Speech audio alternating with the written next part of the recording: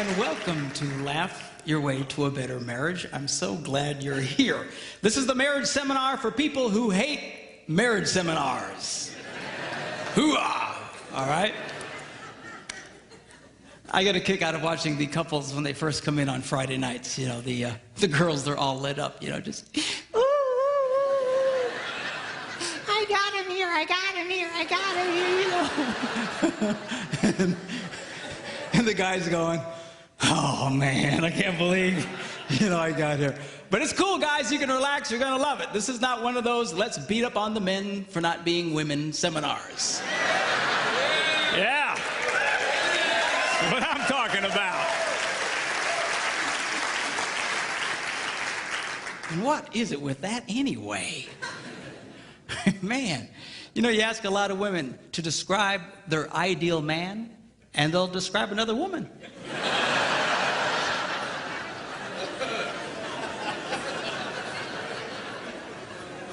What's up with that? You know? So we're not going to do that. We are going to just go with this thing in a normal, healthy way. We're men. Men are men. We're not sick. We're not perverted. We're not twisted. You know, we're not broken. We're men. All right? And God, yeah, hoo-ah. And God made us the way we are for a reason. And I'm going to show you girls what that reason is. Okay? And I'm going to try and explain to you the world of men a little bit through this thing. We'll also discuss the women's side of things as well. But I really want you to understand this men thing. Women are much more complicated than men. Men are very simple. Simple. S-E-X. Simple. All right? So...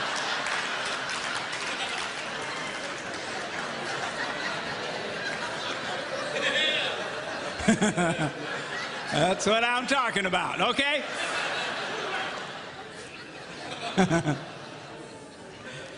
So we're going to have fun. We should have a really, really great time. Now, tonight we're going to do a session called The Tale of Two Brains, hence the two brains.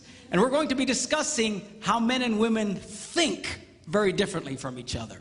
Why is that important? Because men and women are very quick to make into heart problems what are essentially head problems. A woman acts a certain way, a guy feels she doesn't care about him, he says, well, there's something wrong with your heart, you don't care about me. No, it's the way she processes information. The same with a guy. A man thinks in a certain way, and a woman thinks there's something wrong with his heart. No, it's his head, okay? So I'm going to try and explain to you what that's all about. Then tomorrow morning we're going to do a session called, Why Does He Do That? Why does she do that? Okay? See, it's one thing to understand men and women in general. It's another one to understand the one you got stuck with. Okay?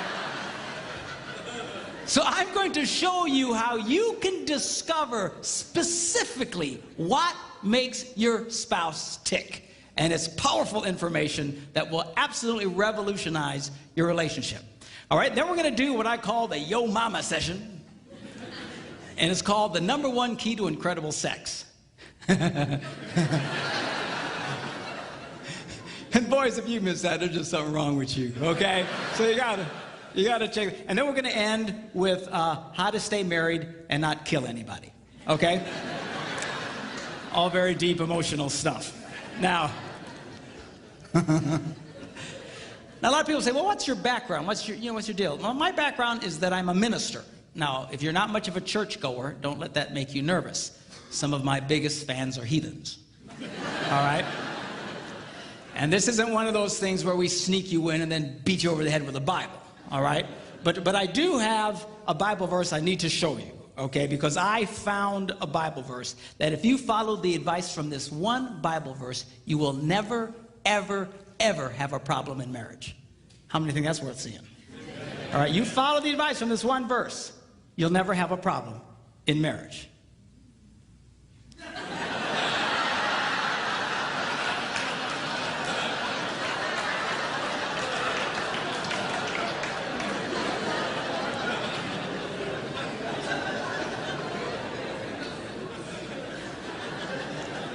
It says it's good for a man not to marry. All right? So, well, why would he say that? That's such a terrible thing to say.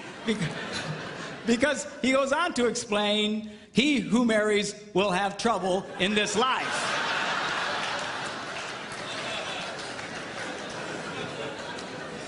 people come up to me, Pastor Mark, something's wrong. I say, what is it? We got trouble in our marriage. I go, no, that's about right. Hey, there ain't nothing wrong. That's pretty normal. Now, you don't hear these verses read at weddings very often. Kind of downplay that. You know. You don't see those on Hallmark cards. You don't see them on cakes with pretty calligraphy. He who marries will have trouble, but it's too late for you. You know, those...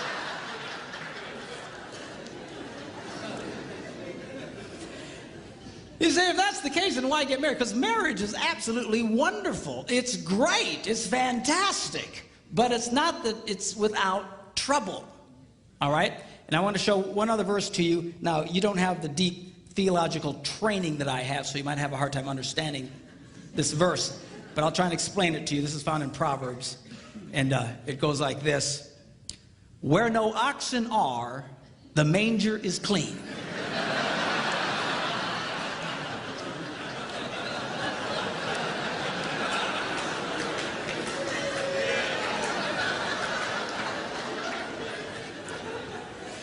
Let me explain that to you, okay? What does that mean? What it means, if you're going to have an ox, you're going to have ox poo, all right? Now, if you don't like poo, and most of us are not real big fans of poo, if you don't like poo, the temptation is get rid of the ox. Preach it, brother. No. I don't want you to get rid of the ox, all right? You know, so well, why would you keep the ox around? Because he goes to the second half of the verse, it says, because much increase comes by the strength of the ox. Well, now there's the catch-22. On the one hand, we all love the benefit of the ox, but nobody likes the poo. And what he's trying to tell us here is you cannot have one without the other. There is no such thing as a poo-free marriage. It just doesn't exist. Unless you shoot the ox, okay? But that leads to other problems. So this weekend is not about attaining a state of perfection in your life, all right? It's about getting a proper positive to poo ratio in your life. You see, because if all you get is poo, then you got one sick ox. Are you hearing me? All right? So, but there's no such thing as a poo-free marriage. For those of you having a hard time grasping this, I have a mathematical version of it. It goes, ox equals poo over positive. Some say positive over poo. But anyway, it's the ratio that we want to get going here, okay? Now, marriage is a wonderful institution. Statistically speaking, we know that married people are healthier than single people. They are actually happier than single people, assuming you're doing this right. Or you can be profoundly unhappy. They actually make more money than single people, and I'll mention a little bit later why that's true. Okay? They have better sex than single people. Now, you don't see that in our culture, you know, in all the movies and shows, you know, it's the single people all having really great sex, you know, and the married people are, You know, someone will say, well, how's your sex life? Are you kidding? I'm married, ha.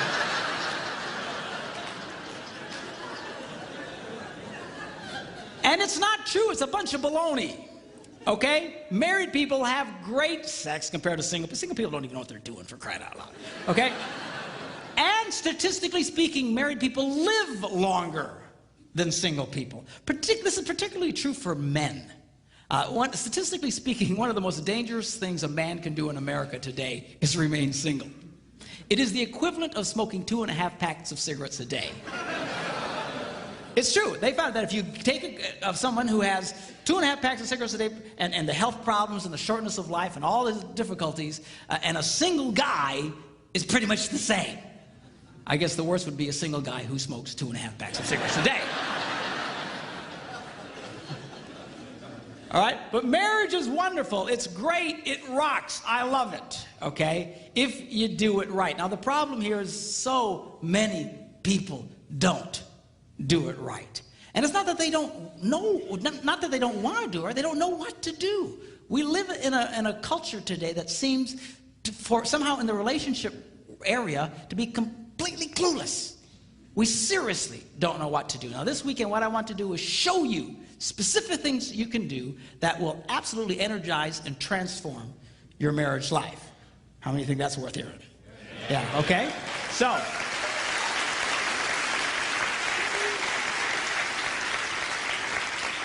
now I want to talk to you about what I call the laws of relational physics. You see, the laws of physics affect everybody, whether you believe them or not. Okay? If I step off the stage, I'm probably, in all likelihood, going to go down. If I start floating around, you might want to freak out and run. But why? Because the laws of physics affect, well, I don't believe that. It doesn't matter what I believe. I'm going down, right? Doesn't matter if I'm a born-again Christian. Doesn't matter if I'm a heathen. I'm going, because it affects everybody.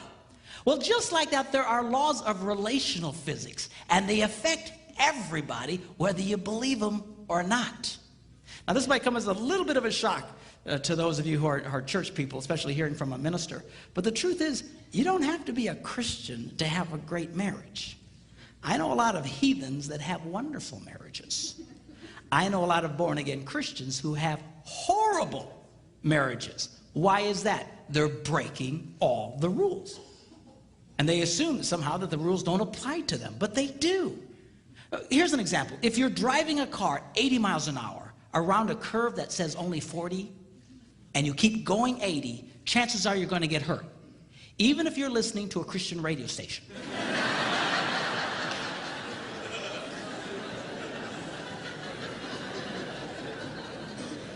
Even if you have a statue of Jesus on the, he might be going, but why is that? Because the laws of physics still affect you, but for some miracle, you're going to get hurt. Same true with relational physics. And I want to explain that to you, and we'll take a look at that. Now, this weekend, I'm going to be speaking to you in basic stereotypes. In other words, women generally tend to be a certain way. Men generally tend to be a certain way. But they're not all that way. I get it. Okay? Some of the people that just have a cow. Well, I don't know. That's true for all men. I'm admitting it's not, all right? Just generally speaking, we don't have time to get into all the shades of gray. But generally speaking, men are a certain way, women are a certain way. If I start describing something that's not you, don't have a cow, just interpolate for your relationships. In Debbie's and I relationship, there are areas where we're completely opposite of a typical man and a woman. I remember when I was first studying this stuff, I thought, oh man, I'm a woman.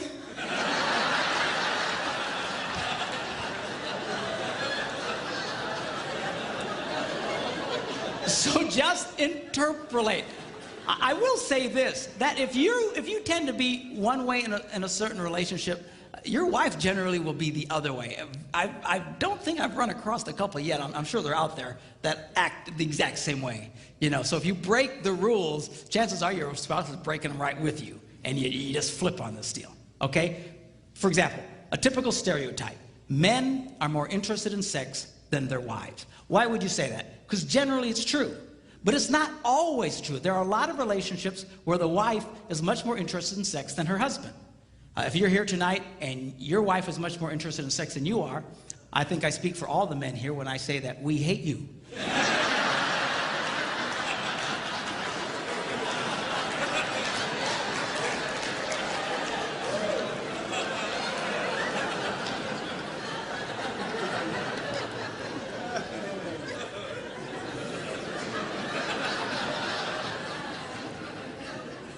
Please don't tell us who you are. We will hurt you, all right? So just go with the flow. It'll be cool. We'll have a great time discussing this thing about marriage. Now, I believe marriage is a life-giving institution. We live in a culture today that believes marriage is a life-sucking institution. It will suck the life out of you. All right? And that's why we say, make sure you're old enough. Make sure you have enough money. Make sure you have enough education. Make sure you've been dating for 37 years first. Make sure that, get all the stuff. Why? You got to get everything together and ready so that when you say I do, you can withstand the, ah!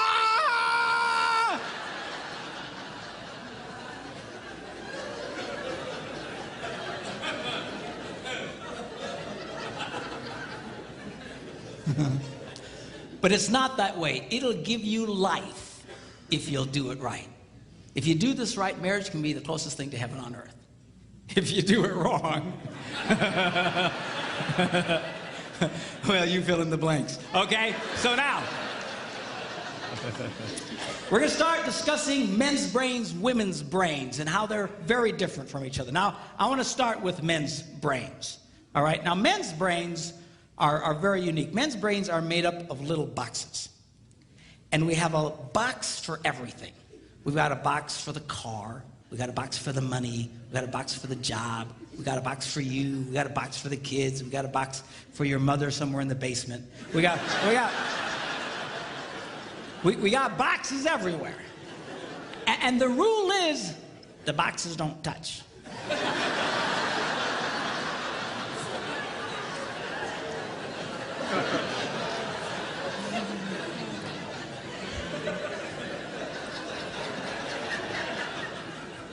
When a man discusses a particular subject, we go to that particular box, we pull that box out, we open the box, we discuss only what is in that box. All right?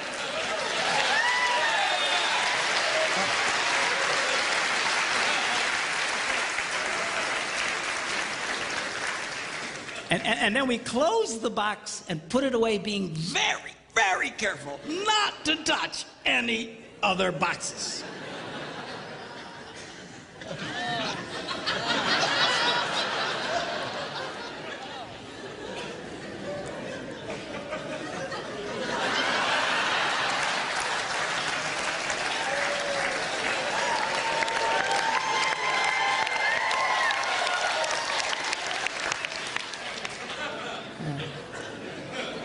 Sorry, my Catholic upbringing got in there for a minute, but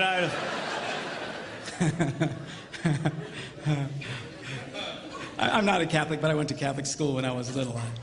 I had a nun who taught on hell like she was born and raised there. I mean, I'll never forget it, but it did me good, actually. It was a good thing. Now, women's brains are very, very different from men's brains. Women's brains are made up of a big ball of wire. And everything is connected to everything. The money's connected to the car, and the car's connected to your job, and your kids are connected to your mother, and everything's connected to everything. And it's like...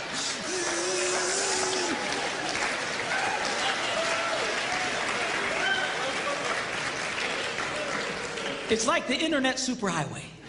Okay? And it's all driven by energy that we call emotion. It's just... It's one of the reasons why women tend to remember everything. Because if you take an event and you connect it to an emotion, it burns in your memory and you can remember it forever.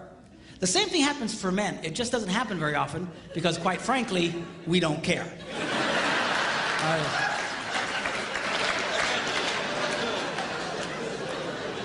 Women tend to care about everything. And she just loves it.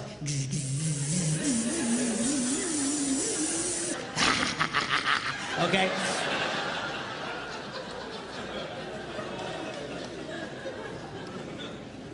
Now, men, we have a box in our brain that most women are not aware of.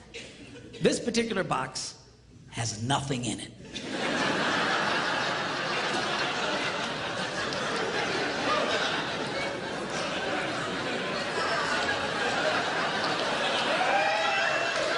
It's true. It's true. In fact, we call it the nothing box. And of all the boxes a man has in his brain, the nothing box is our favorite box.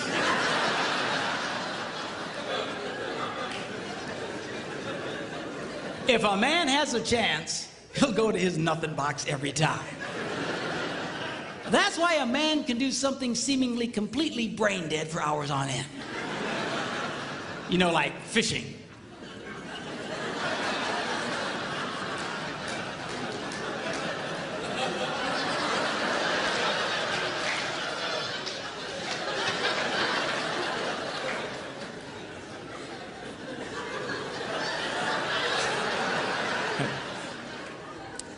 And we love it. That's why a guy can sit in front of a TV and go.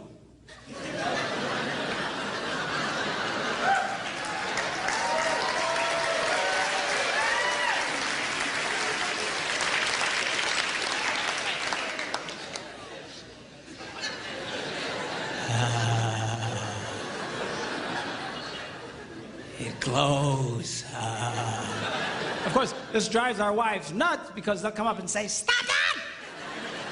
You can't possibly be watching anything!"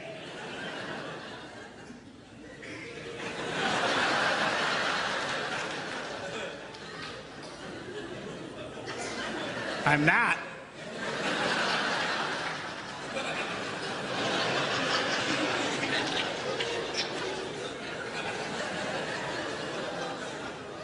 Go away.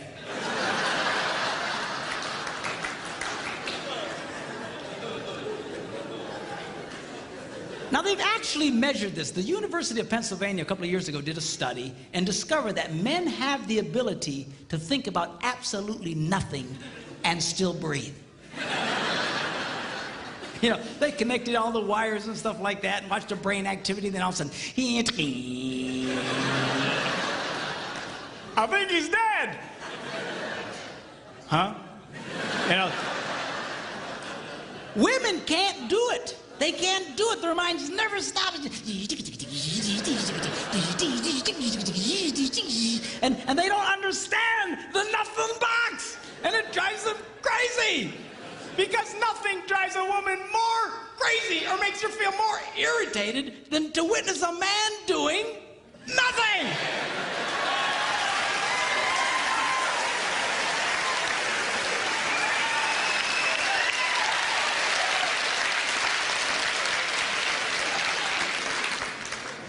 Now, one of the biggest revelations I get out of women is this whole nothing box issue. They just, everything's starting to make sense.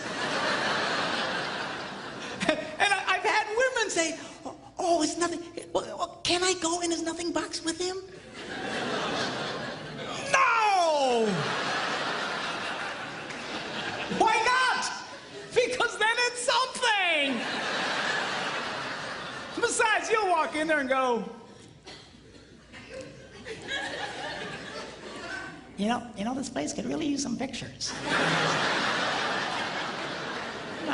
Nice little table over here, some flowers. Is it? No! Nothing! Get out! We don't want nothing.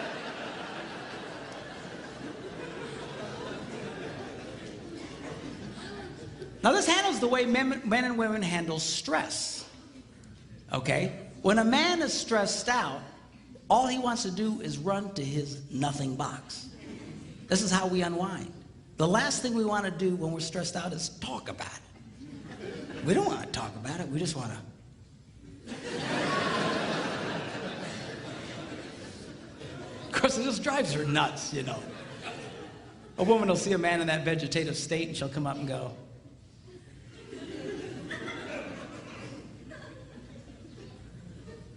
"What you thinking about?"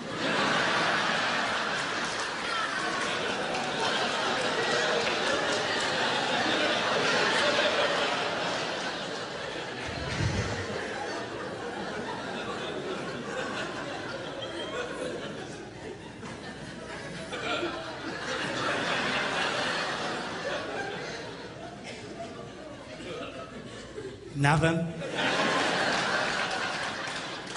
We gotta be thinking about something.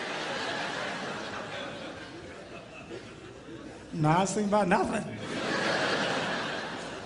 fact, I was on a roll till you showed up. go away, all right? Because that's how he handles stress. He just, Now, when a woman is stressed out, she has to talk about it. If she doesn't talk about it, her brain will literally explode. So she'll start just, I don't know, might have something to do with this. Not going to have to do that. You know, I never thought about this. My brother over here said to me, and I know men who run from their wives when they do this. They do. I say, well, why do you run from her? He says, because I don't know what to tell her. I said, dear God, man, who told you to tell her anything? She wants you to tell her anything. See, a lot of guys, they feel obligated when you start explaining all your stress, they feel obligated to fix you, right? Because that's what a man does. A man only tells his troubles to another man in hopes that that man will help fix it, okay? But she's not a man, and you try and fix her, she's gonna kill you, all right? She doesn't want your advice. She doesn't want your help. She wants you to shut up and listen.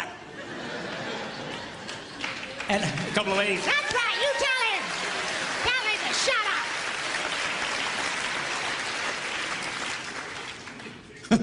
up. They like that. Now, I had one guy tell me, he said, man, if she just tell me how she feels. I said, she doesn't know yet. This is what he means. That's how she figures out how she feels, by connecting this wire to that wire, this wire, and so. Now, because they love each other, they offer to each other their answer, their solution. A man senses his wife is stressed out. He loves the girl. He offers to the girl his best and finest solution. Or just quit talking about it.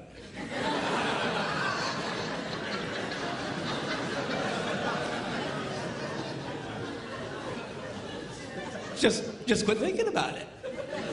Yeah.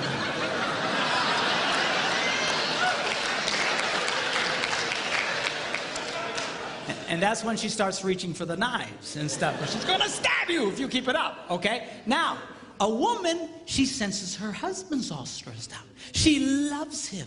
Therefore, she offers to him her best and finest solution. Talk to me. Why won't you talk to me?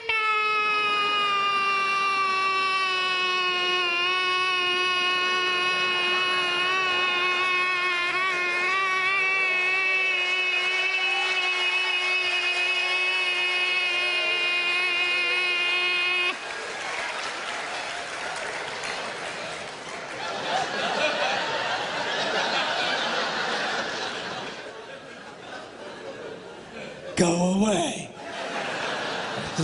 He doesn't want to talk to you. Leave him alone. He will not die. He's not a woman. All right? I know you've got to talk it through or you're going to be twisted inside. He's not like that. Leave the boy alone. You tell he's stressed out, just let him go to his nothing box. Just stay away. Stay away. Okay? And it's hard for us to understand that because we think so differently from each other.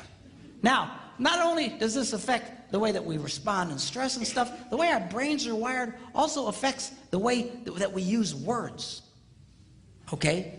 Men tend to use less words than women.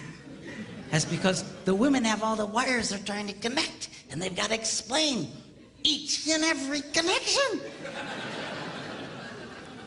Now, they say that if a man needs to speak 10,000 words in a day, a woman needs to speak 20,000. My wife says, that's because we gotta repeat everything we say.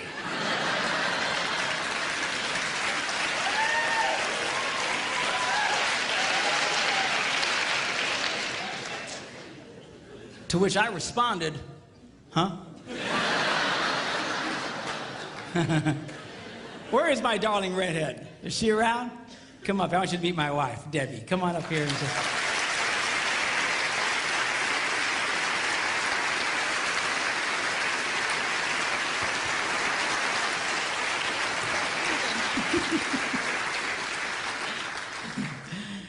People say, well, doesn't she talk too? Nope. Not to you anyway. She talks to me, but she won't talk to you because she doesn't want to talk to you. That's all. Where's my tablet here? I want to show you something about the whole words thing. You know, they actually measured this. They went in and studied children and babies and found out, they actually went and took cameras and put them in nurseries and analyzed the pictures later. And they noticed the pictures of the little girls. Right from the get-go, their mouths are just going.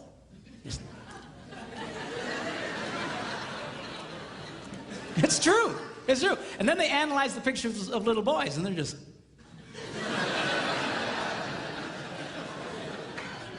They're still thinking, what was that? I want to go back. I don't get it. Okay? Then they went and they recorded conversations of little boys and girls on playgrounds. And they went back and analyzed them. And they discovered that little girls loved to talk. They were very articulate, loved to use full sentences, just loved to talk. And if they didn't have anybody to talk to, they were perfectly content to talk to nobody. And they would just complete sentences. Then they analyzed the conversations of the little boys, and only about 55% of it was intelligible. They couldn't understand what they were saying. You know,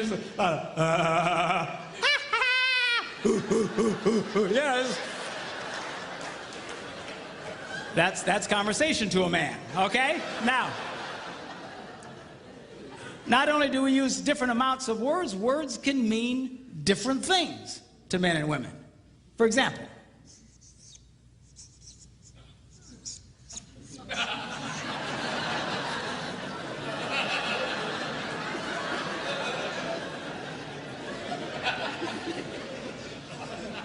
now to most men, 5 minutes means 5 minutes.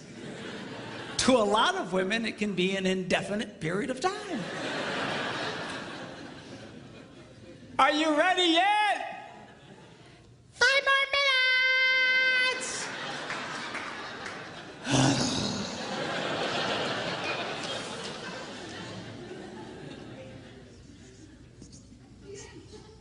As we discussed, men understand nothing. Women don't understand the significance of nothing. If a woman says nothing, look out, it's something.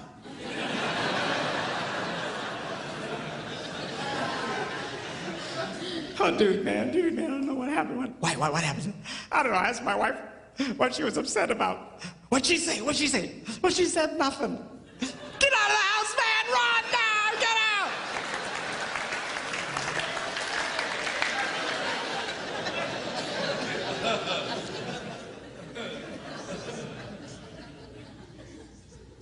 Now, this is not a word, it's a vocalization. It's a sigh. Now, when a man sighs, it means everything is good with life. When a woman sighs, it means you are an idiot.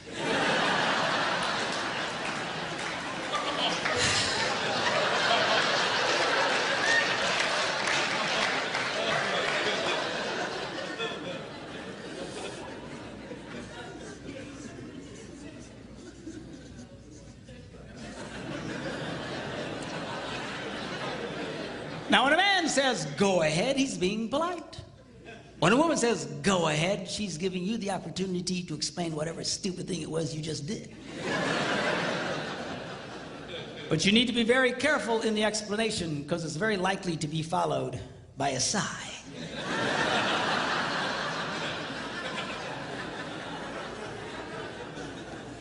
Which will lead to an argument over nothing.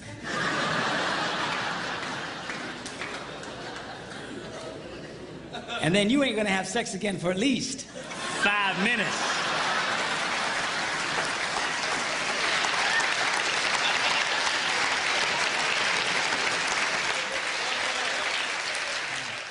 Women's brains come with lots of extra RAM. So they can remember the details of everything.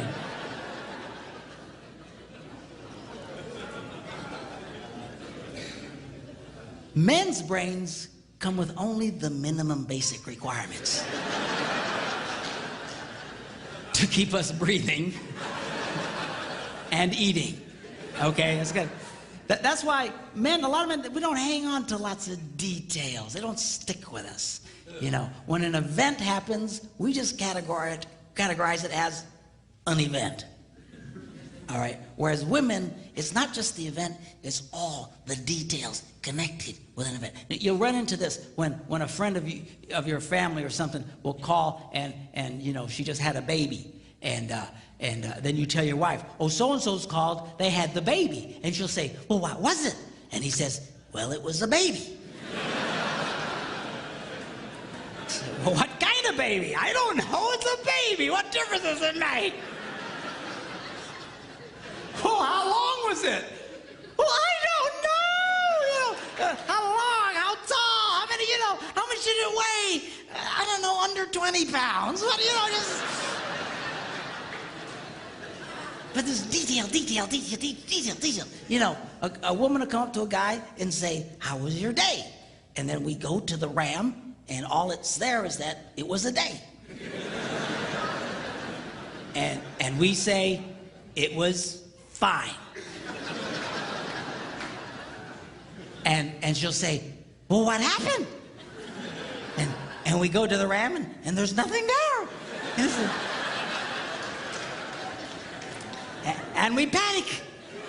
And we go, nothing. But women, they've got all this, you know, that's why when a guy retells a story, it's usually pretty much just a bottom line kind of thing. What happened? This happened, that happened, we're done. When a lot of women share what happened, they relive the event in excruciatingly painful detail. I mean, you are there. Yeah. And it can drive, you know, couples can really fight over this. My wife and I still fight over this one. You know, this just drives us crazy. You know, she just, you know, sweetheart, when your husband asks the question, what did the plumber say? He really doesn't want to know what he said. Well, I said, how you doing? He said, it's fine. I said, it was a pretty nice day we're having. He said, yeah. I said, got any kids? No, what did he say? Bottom line, you know. Details. Men's brains, women's brains. It also affects not only the words we use and stuff, but also it affects how we listen. You go, yeah. Women listen. But we listen too, we're just different. A lot of women say, you know, men's problems, they got selective listening. You know what that is, right? That's when the wife will say something like, honey, go to the store, lay down the mulch, wash and wax the car, get the kids at school, rent some videos, and finish the rest of the dishes. And then he runs that through his selective filter.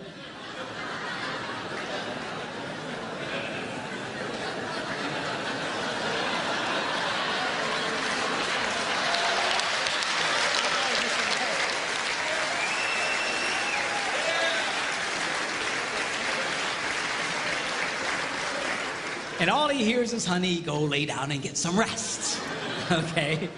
But that's not what I'm talking about. What I'm really talking about is the difference between single tasking and multitasking.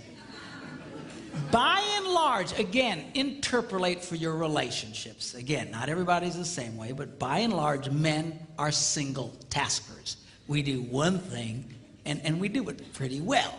Women can handle lots of things. Guys aren't wired that way. That's why it's not a good idea to put a man in charge of more than one kid at a time. You know, we can handle the one. Well, sweetheart, you're doing such a good job with Johnny. Wow. Well, where are the rest of the kids?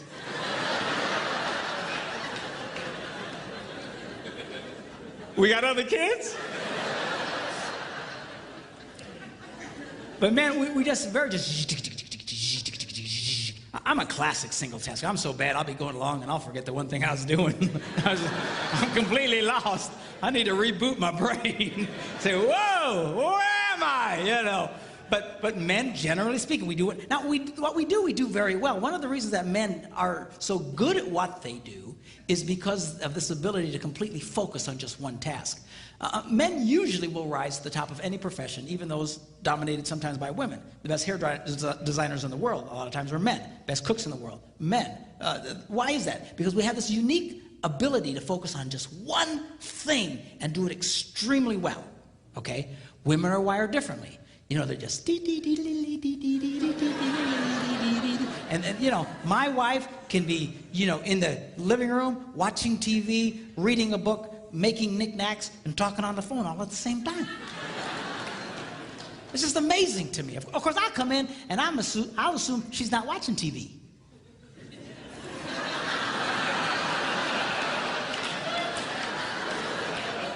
Hey! What? I was watching that. How can you be watching that? You're making knickknacks and such. Put it back! You know. Or just now this affects the way that we listen, because when a man is doing something, he generally cannot hear anything. It's just true. Women are not like that. Women can be doing lots of things and holding 3 different conversations. Just now, you know, she'll walk into a room and she'll see her husband reading the newspaper, and she assumes, I multitask. Therefore, he must multitask. But he's running the newspaper reading program, man. He can only run one program at a time. He's not hearing jack. And this makes women very angry. But you just need to come over and you got to close the newspaper reading program. You got to load the Listen to Me program. But you got to wait a minute. He needs to reboot.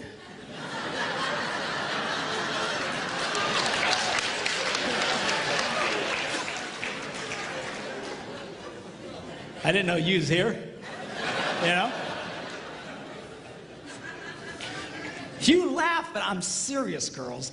If you see a man doing something, unless he's wired differently, do not be giving him vital information. Because this is a train wreck waiting to happen. You'll have this conversation again. When you swear he told you, and he swears you never told him. You know you told him, but in his brain, you never said jack to him.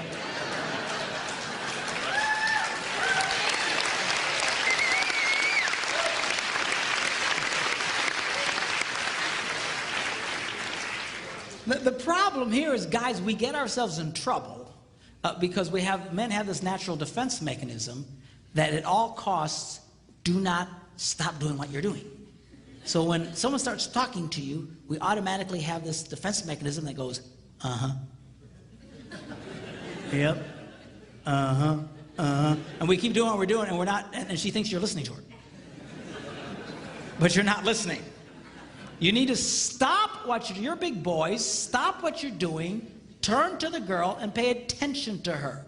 So it's not all on the ladies. You're big boys, when she starts talking, stop! Listen to the girl, and then let him go back to what he was doing. Sounds fair, right?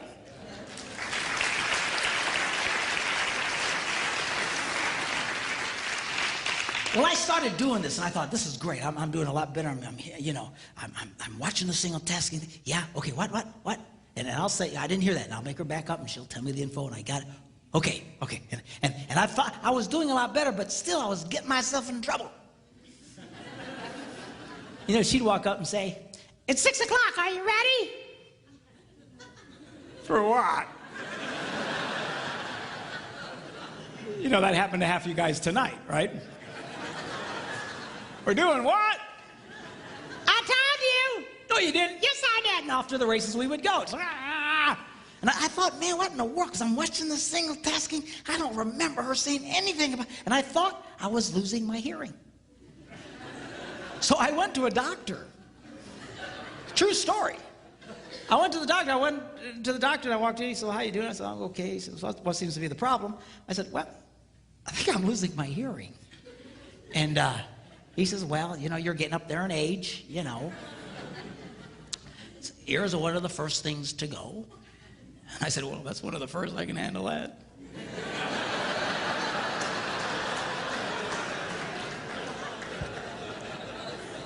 We'll talk more about that tomorrow. But, so I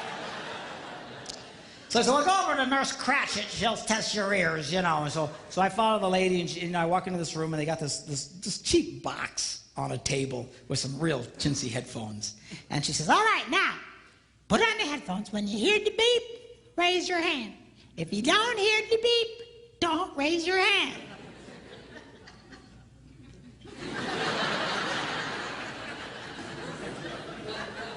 Apparently, I look really stupid. So anyway,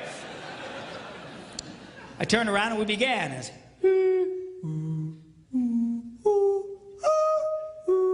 pretty soon she goes, really, you can hear all that? And I turned around and said, yeah, why? She's hitting the box. I don't know, piece of junk. What's the matter with this thing? So what's the problem? She said, according to this, you can hear what cats and dogs can hear. I don't know what to... She's hitting the box.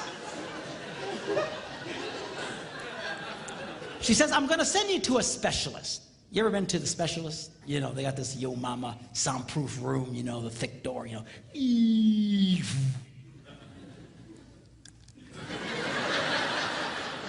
know, you got the person, you know, sitting behind the glass, you know.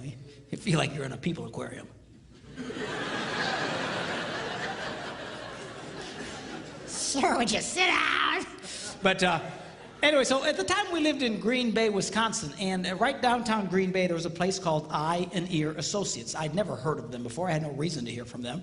But she said, I'm going to send you these people. They have all this fancy equipment.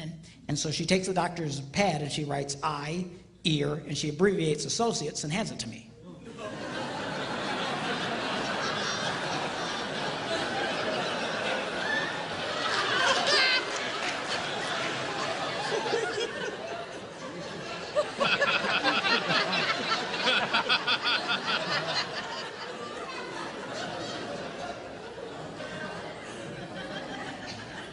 I said, what kind of doctor is this? It's a true story. She says, what do you mean? I said, I heard of eye, ear, and throat. I never heard of this. She said, let me see that. Oh, I'm so embarrassed. So she wrote out associates. I went, oh, okay. Thought I was going to be in for a very uncomfortable test there for a minute.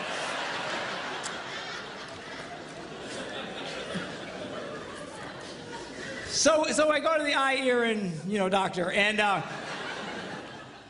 I get in there and I sit down, and she's behind the glass, and she has to push the button to talk. You know, okay, now put on the headphones. When you hear the beep, spin around, and we began. I kid you not, she goes, really, you can hear all that? I felt like a moron, all right? I take the printout to the specialist. He goes, what are you doing here? You got better ears than me. I said, I don't know, man. She says, you know, are you ready at 6 o'clock? I just want to go get it.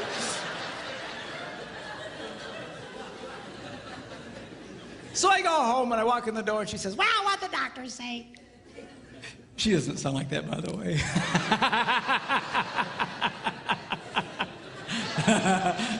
I say that because people used to come up to me saying, you know, she doesn't have a voice like that. I just do it for effect. By the way, we've been married for 32 years.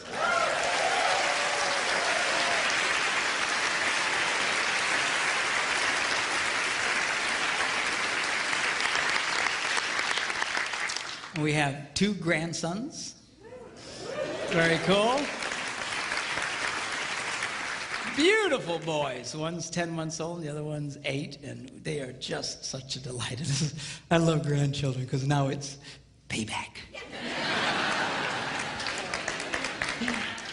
Give me. You want some more sugar? There you go. Okay. Bye. You know.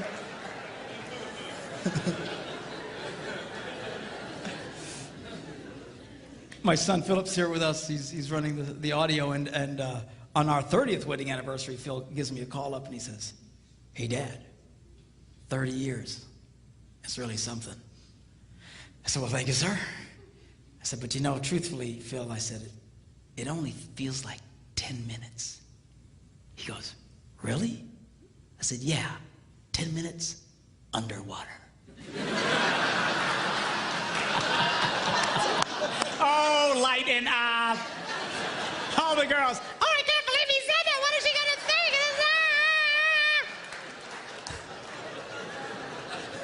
It's just the joke box, all right? Just the joke. So I come back from my ear thing. She said, "Well, what they say?" I said, "Well, they said I can hear what cats and dogs can hear." She says, "Well, it's not your problem. Your problem is you just don't pay attention." And I thought, but I've been paying attention. I was watching the single tasking thing, and so I thought, I'm going to do a test. I want to see how far she gets away before I can't hear her. So the next day we're sitting in the kitchen, and she comes up, and she's talking to me, la, la, la, la, la, la, la, la, and I go, uh-huh. And then she walks a little bit further away. She says, la, la, la, la, la, la, la, la. I go, okay, I can hear that. And she gets a little further away, la, la, la, la, la, la, la, just doing multitasking thing. Then she goes into the living room, la, la, la, la, la, la. And now she goes into another room. She's now on the other side of the house, still talking to me.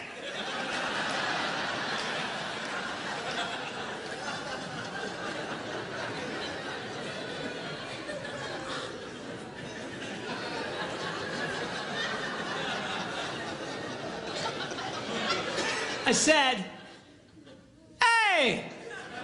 She yells back, "What?" I said, "I'm on the other side of the house." She goes, "You don't listen anyway."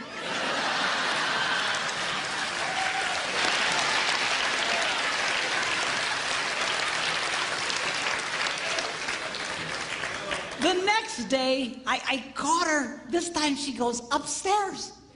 She's on another floor, still giving me vital information. That's when it started dawning on me. Wait a minute. We might single task, but these women so multitask, they just keep doing what they're doing, and whether or not you're in the same area code is irrelevant. There's irrelevant. That's the word. I had a guy the other day says, "You know, my wife's like that. She'll be talking to me. She's by the dryer, and she'll be telling me something important. La la la la la. Then she'll stick her head in the dryer, reach for something. La la la la la la. And boy, you better do that, or you're gonna be in big trouble."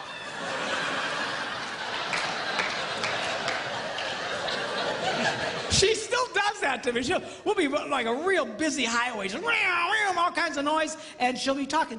"You know something that's really important? So you better be careful about it." What? I didn't hear what you said. Laws of physics, girls, it applies to you.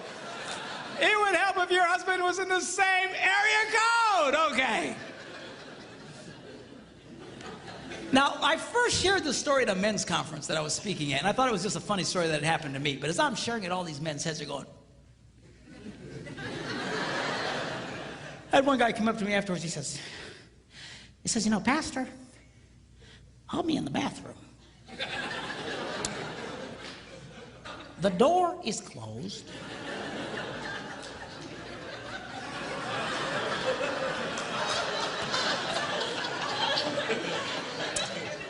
The fan is on.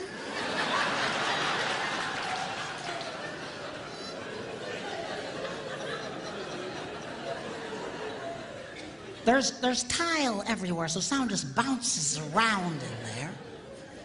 I'm standing there. All I can hear is the sound of rushing water.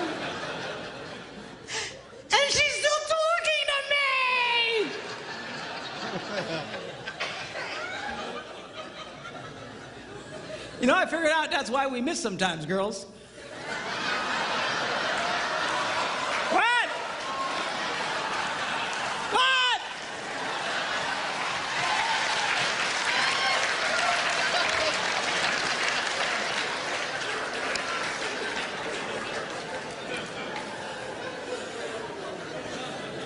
Another mystery solved. Girls, don't be so multitasking that you're doing a gazillion things, giving him vital information. All right? And especially if he's doing something. I'm telling you, this simple thing that I'm talking to you creates more arguments and more frustrations in marriages, and we're fighting over nothing. But you know you're really married to a multitasker when during a moment of intimate passion,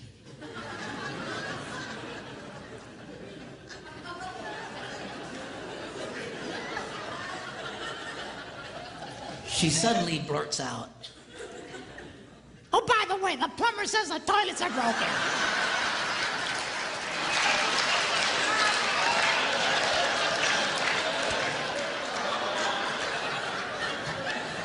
Focus, woman, focus!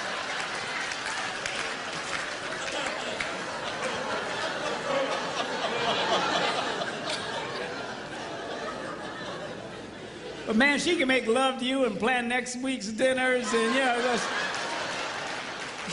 think about the toilets. Oh, it's all the same to her. I need my tablet back up here. I want to show you something. In no other area, men's brains and women's brains, do men and women think more differently than in this area of sex. And we'll get into it in a lot more detail tomorrow. But I want to show you something here that I think will be of great interest to you. Give my lovely assistant a hand.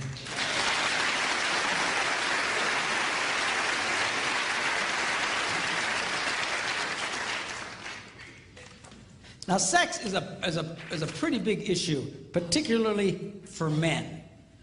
For us, our sexual interest peaks at about age 18 and then goes down from there. So if you were to chart it out, it would look like something like this. It peaks at about age 18 and then goes down.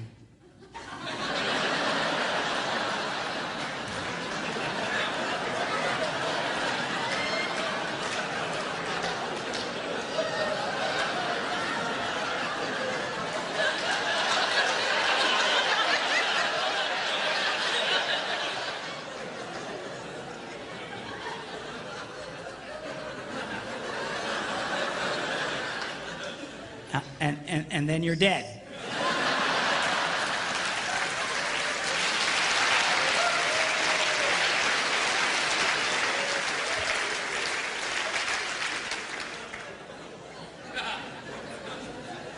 Now, something's important for women to understand. When it comes to this area, we're no longer driven so much by our brains or by our hearts, but it's by a chemical. It's called testosterone. And it runs through our blood.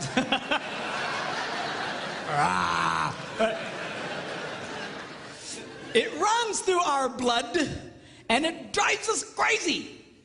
You just... If you girls knew how much this drove us crazy, you'd be more disgusted with us than you are right now. We downplay it, man. And this, I'm telling you, and as funny as this little chart is, and as true as it is for so many men, if for some reason as a man ages, his testosterone levels begin to decline, his interest in sex will start to decline. And if his testosterone level drops dramatically, his interest will go way down. Same head, same heart, same guy, and now he's not interested in sex. You treat that man, and it's very easy to do, with testosterone supplements, and boom, he's the same wild man you married. Same head, same heart, same guy, now he's... Come here, baby. All right? So this is not because we're sickos, it's not because we're perverts, it's not because we're broken. God wired us this way, and he did it on purpose. Well, what was that purpose? I'm going to show you in a minute, but you just need to really understand this. And the truth is, when we get this rush of testosterone, it just messes with us. Now, for the love of God, don't raise your hands. But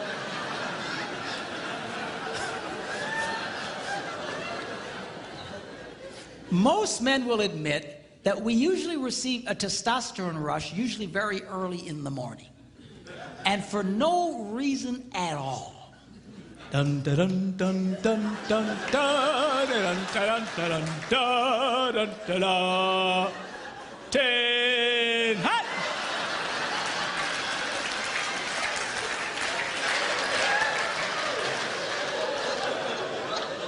And it just wakes us up, just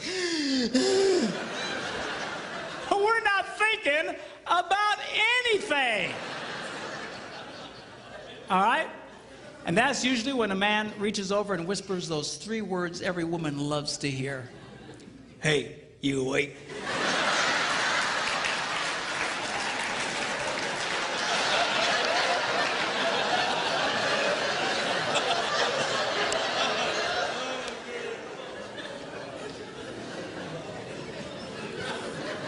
We'll be talking more about that tomorrow, okay? All right, so why does God wire men this way? Okay, now to explain this, I need to do an anatomy lesson. Okay, y'all okay? Hang on, Margaret, he's gonna draw pictures. It'll be okay. We'll keep it clean, okay? Now, we'll call this the girl's heart. And in the interest of keeping everything at least PG-13, we will refer to this as the place of happiness.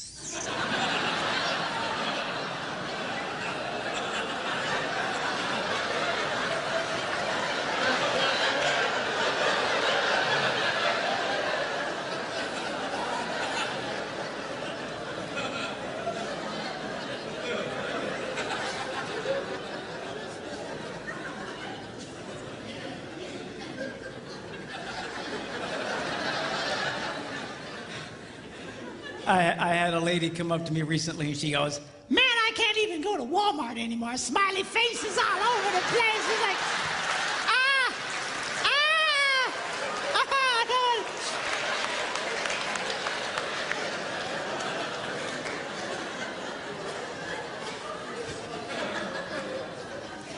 Now, at some fundamental level, this is every man's basic interest in a woman. It's true, it's true. Now women say, well, that's terrible. That shouldn't be about that. It should be about companionship and fellowship and sharing. Girls, if your husband was interested in companionship, fellowship, and sharing, he'd have gotten a golden retriever.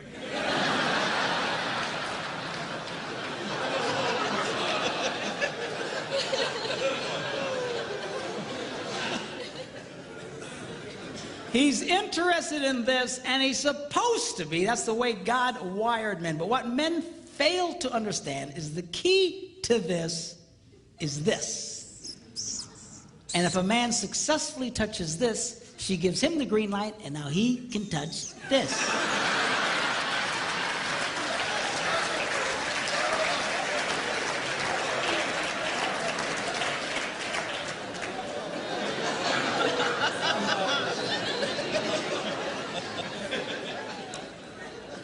So this sex drive, guys, is God's way of constantly reminding a man, and it keeps coming back. It like never stops, you know, just.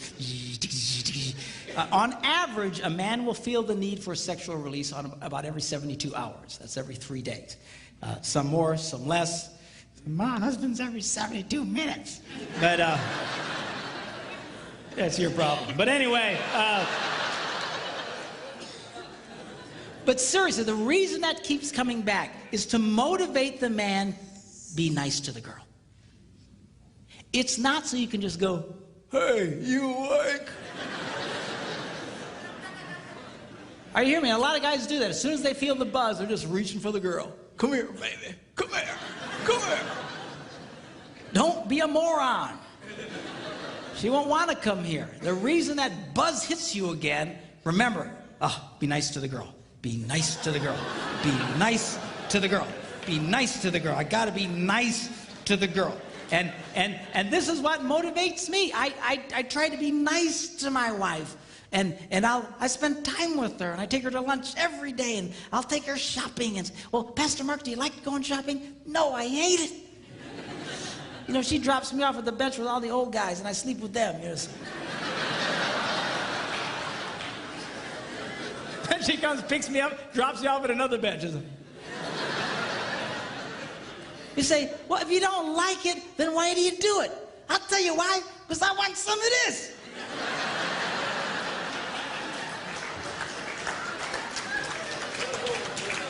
I'm no idiot. You got to be nice to the girl. You got to pay attention to the girl. And really, single women, I don't know, you know, how many single women are watching this, but inevitably, there's single women here, and that's great, and a lot will be watching this. But, you know, when a woman gives a man this before marriage, she is a nitwit of astronomical proportions. You would never build a house and pay the contractor in advance. Are you hearing me? If you're going to build a $250,000 house, and which here in Phoenix will get you a one bedroom with nothing.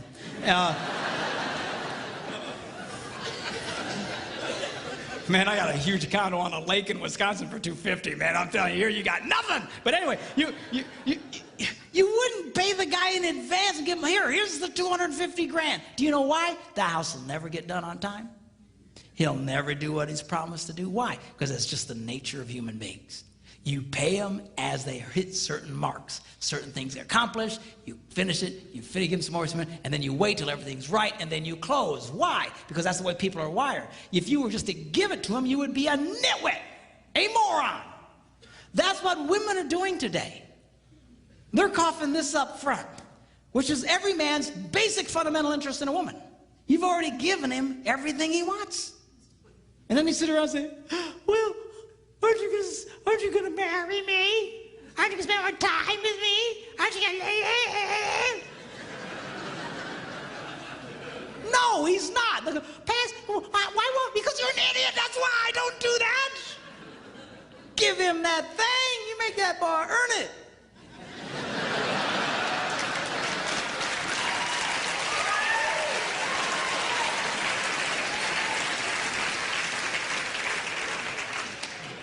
If there ain't no ring, you ain't getting the thing, is what you need to tell him. No, seriously, girl, I don't know what. There's something that really happened in the female culture. I think it's because of the women's lib thing, and they think, well, now we can go out and we can be as sexual as men and stuff like that. But they are fighting against their own interests. There are millions of women in America today that are so frustrated they can never get this. They can never get this. You know why? Because they're dumb.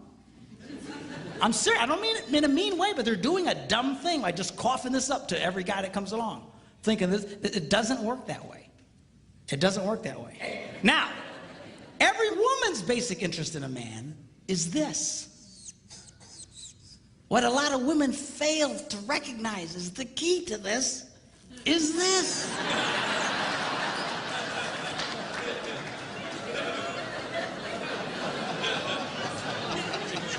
And if you touch that, he gives you the green light, and you can touch this.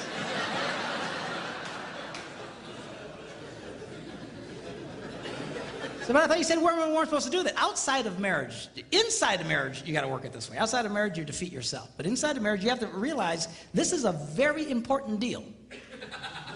It is. It's huge.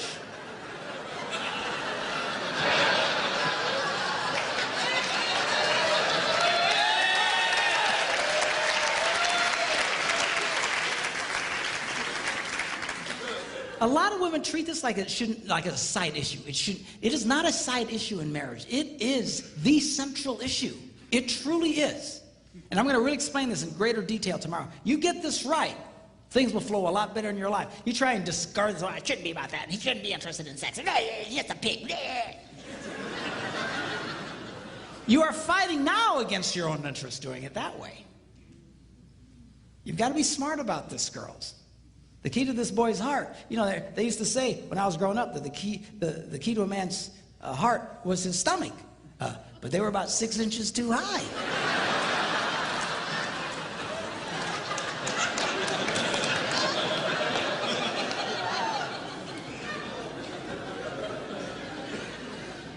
And this is important. I got to tell you, girls, if it weren't for this, we probably really wouldn't deal with y'all.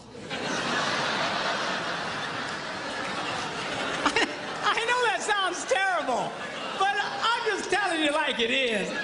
You know, you take that out, man, I don't think we'd go through the trouble, honestly.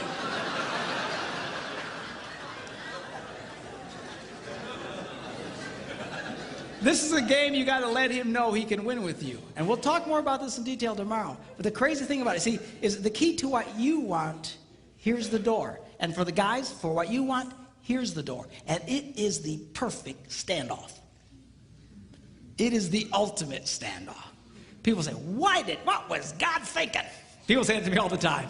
What was God? This is exactly what God was thinking. The key to you getting what you want is to give your spouse what they want. Now, it's not easy. And sometimes you'll mess up, but you got to constantly work for this. You can't all of a sudden disregard this. Some guys, they never pay attention to the girl. They're never nice to the girl.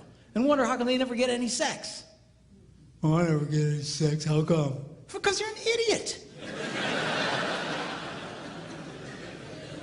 I mean, for crying out loud, be nice to the girl. You've got to touch her heart. That's your key. But a lot of guys say, well, I told you I loved you once.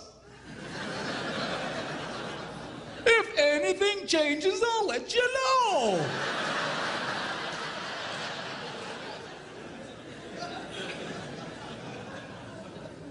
I wonder how come I'm not getting any sex. Well, because you're just blowing it. You're blowing it. And girls, same thing with you. The key to this is this area here. Don't dismiss this.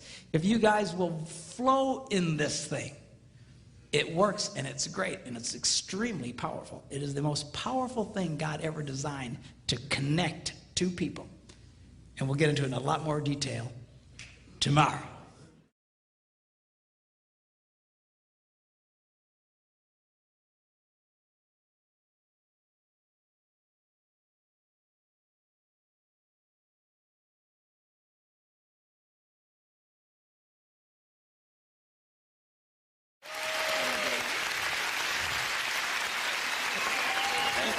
Thank you.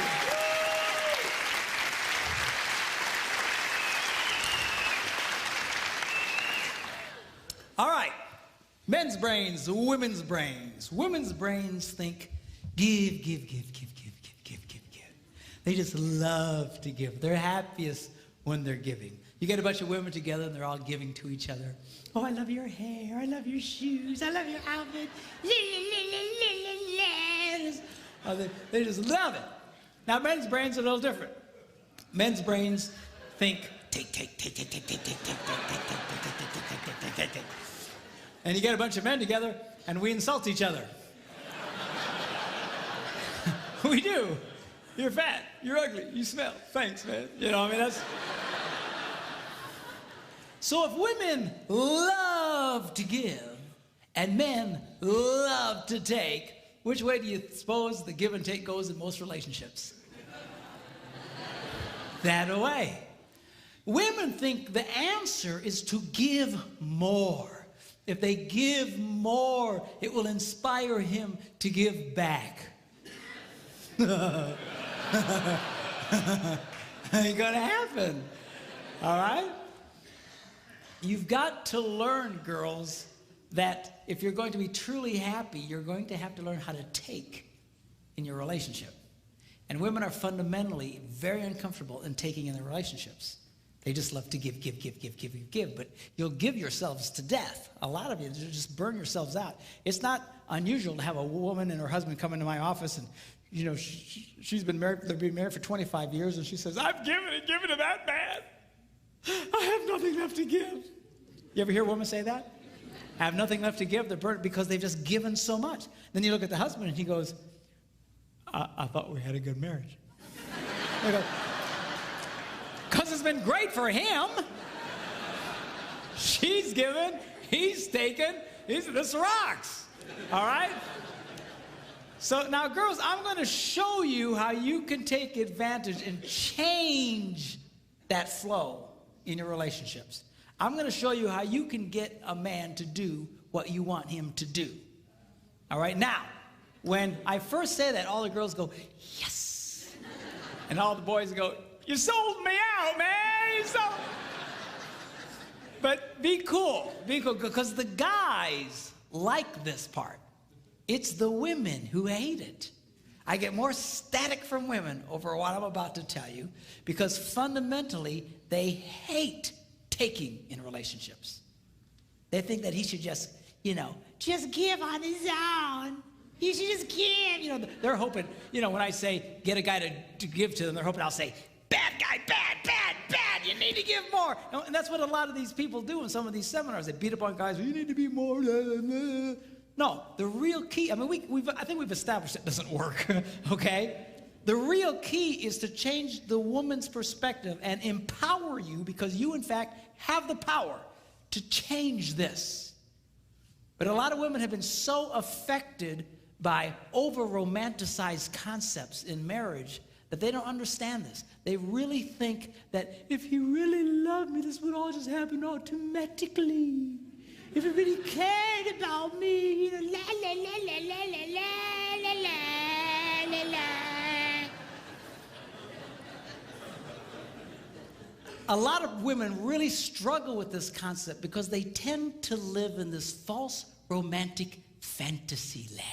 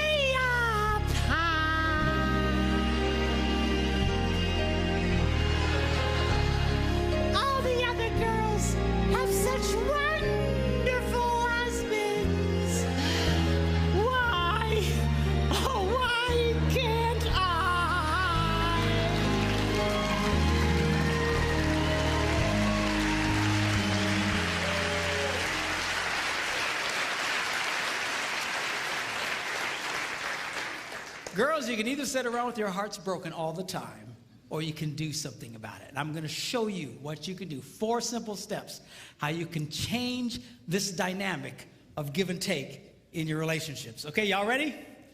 Here we go. Number 1, how to get a man to do what you want him to do. Number 1, you need to ask him more than once.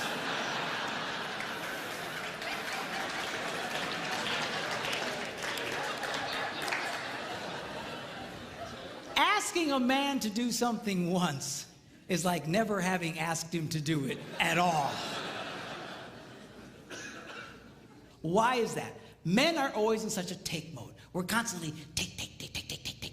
We compete taking. We're in business taking. We're just take.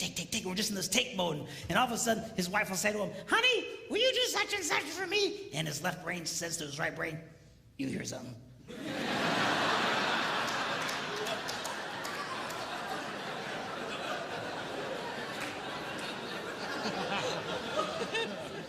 His right brain goes, nope.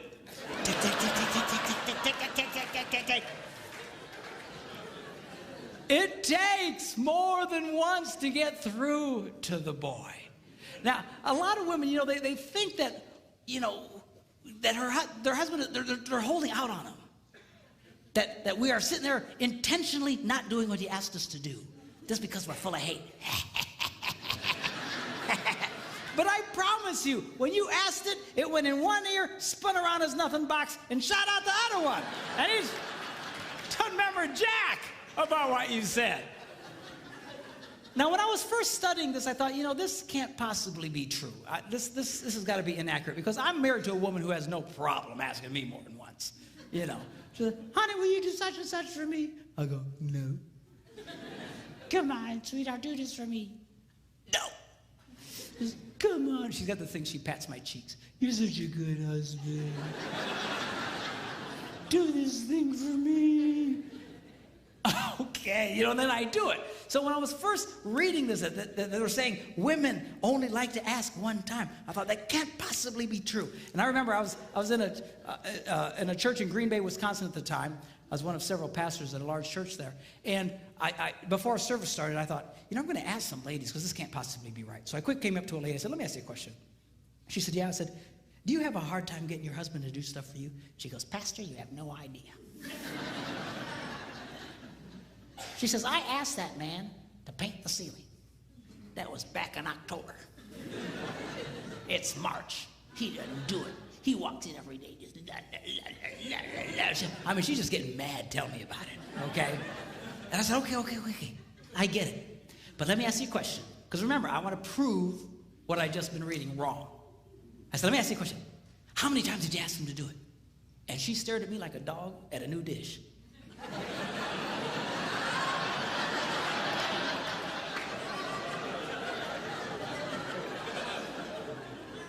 She said, once. I was stunned. I says, why wouldn't you ask him more than once?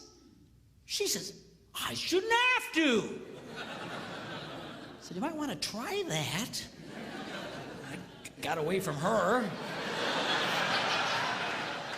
Went to another woman. I said, come here. And she says, what? I said, let me ask you a question. Do you have a hard time getting your husband to do stuff for you? She says, Pastor, you have no idea. She says, I will ask my husband, honey, put away the laundry, and I'll stick it right in the middle of the living room. And he didn't do it. He just walks right over the top of it. He just walks around it. It'll sit there for a month. And she asked me with all seriousness, she said, Pastor, can't men see laundry?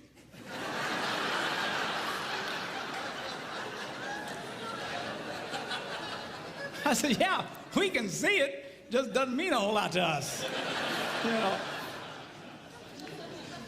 So she's just getting angry. Just tell me about it. So I said, okay, yeah, I get it. But let me ask you a question. How many times did you ask him to do it? And that same startled look. Once. I was amazed. I said, once? Why wouldn't you ask more than once? I shouldn't have to. Time was running out. Church was going to start. And I grabbed another lady real quick. I said, come here. She says, what? She said, do you have a hard time getting your husband to do stuff for you? She says, Pastor, you have no... Apparently, I'm a complete idiot because I have no ideas.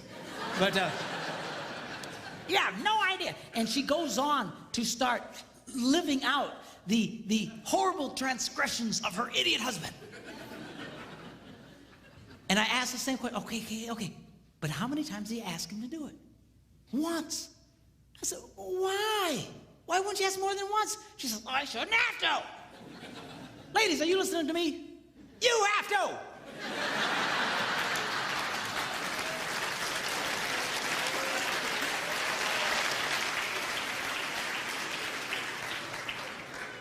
To just get mad and madder and having a cow over nothing. He doesn't even remember what you said. He's not thinking about it. But then I learned something. The reason women find this so offensive is because really, they don't want to ask the first time. It's true, you little sinners.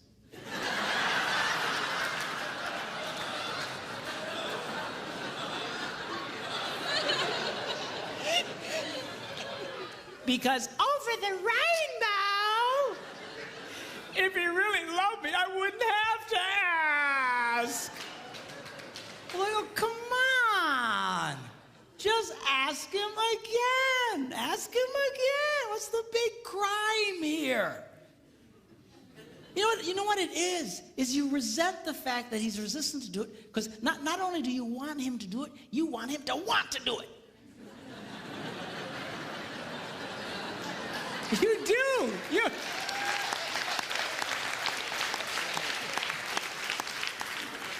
Well, I got news for you. We don't want to do it. We're never going to want to do it.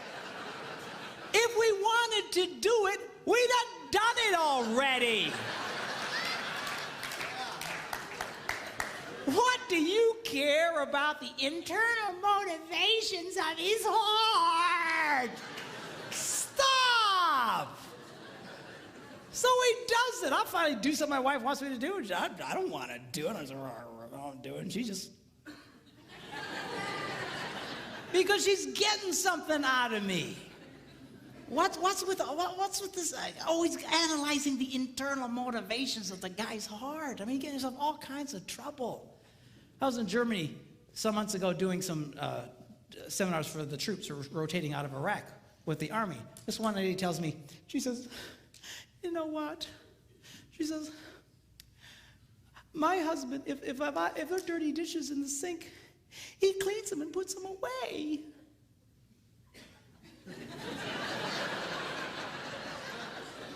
I go, yes, and? She said, well, I asked him, why do you do that? And he said, because I hate dirty dishes. And she started crying. I said, lady, most women think they died and went to heaven if their husbands. Yeah, but I wanted him to say, well, I do it because I love you.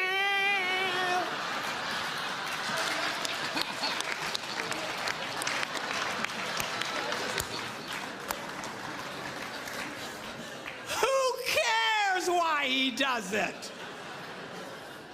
Seriously, you've got to let up on this stuff. Leave him alone. Who cares what his motivations are, what his desires? I'll tell you what most men's desires are, is to do nothing. Okay, have we established that? So get him doing stuff for you. Who cares why he wants to do it in his heart? Number 2. You need to ask him the right way. Now, what does that mean? That means don't insult the boy. A lot of women think they can use insult as a way to motivate a man. Like, what are they smoking? What is... not gonna work. What's the matter with you? You some kind of idiot. What's the matter with you, a man? Can't you do... What's the matter with you? Can't you pick up the laundry? No, I can't. Don't insult. Do you know why women do that? Because it would work on them. If you insulted a woman, if you embarrassed a woman, she would change. She would do something about it. But you embarrass a guy, you insult a guy, we don't care. We just become more resistant. He's not a woman, okay? Don't insult the boy. Insult is not a motivator for a man, all right?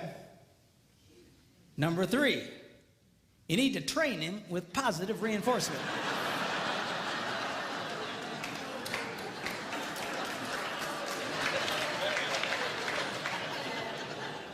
What does that mean? Well, training a man is kind of like training a chimpanzee. If the chimp does what you want, you give him a reward. If the chimp doesn't do what you want, you just don't give him the reward. You don't beat the snot out of the monkey. Because then you got a freaked out ape. Every time you come around, he'll just, he'll run away from you. So, well, how does a woman reward a man? Very simply, by appreciating the pathetic things he does. Because men love to be appreciated. And the problem here is that women only like to appreciate unexpected kindness. If it's unexpected, they light up. Oh, oh, oh. But if it's expected, it's like, ah. You know, seriously, I mean, that's, in the beginning of your relationship, that's how he got you to fall in love with you in the first place. See, because everything he did was, oh, God, seriously, man, that's how you got her to fall in love with you. She knows you're ugly.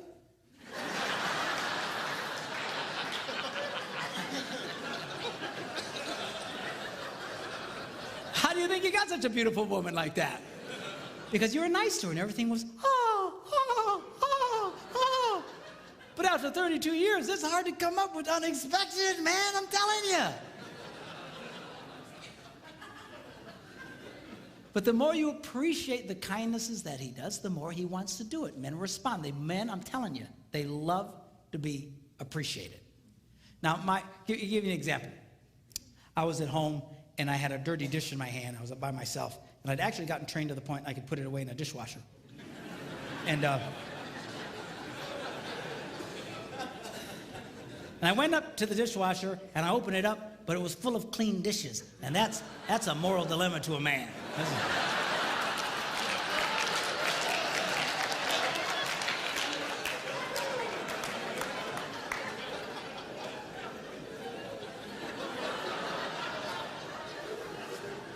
So it finally dawns on my little brain, empty the dishwasher. So without being asked, I empty the dishwasher and I put everything away. And then, of course, I stick around because I want to see what happens. Why? Because I love to be appreciated. So my wife comes home. She's la, la, la, la, la, la, la, la. She goes over to the dishwasher and goes, "Ha! You emptied the dishes." And she goes, "You're such a good husband." and I eat it up.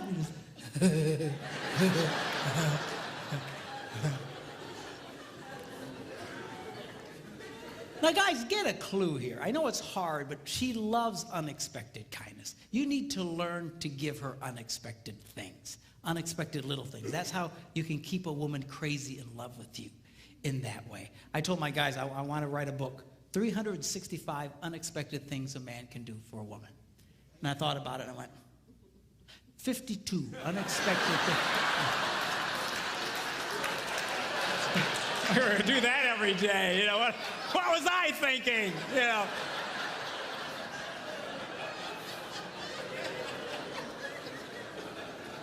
Because they light up. They light up. You know, some time ago when I was first doing this, I couldn't afford to take my wife with me.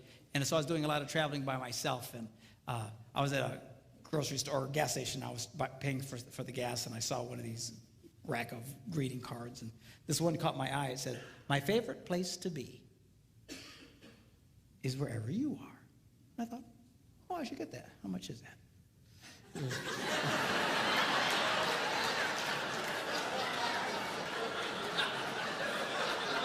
Do you hear these women? I mean, the minute I did, oh, you ruined it. You just ruined it. What was the motive of your heart? You know. I just wanted to see how much it was, that's all. There's something wrong with y'all. Anyway, so $1.50, I went, okay, $1.50, I can do that. So I paid $1.50, and I signed it, I took it home, and I put it in the kitchen. I want to stick around and see what happens. And she eventually comes in, and la, la, la, la, la, la, la, la, and all of a sudden she goes, ah, a card. And she opens it up, and it says, "My favorite place to be is wherever you are." I got to tell you, boys, it was the best 50 I ever spent in my life.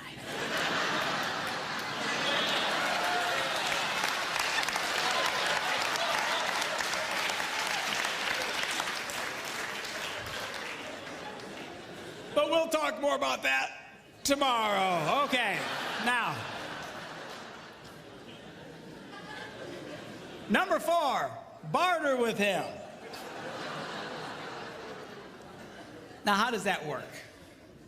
Very simply, you become aware of something he wants to do. You know you got something you want him to do for you, and you just say to him, "Honey, would you like to do this thing you would like to do?"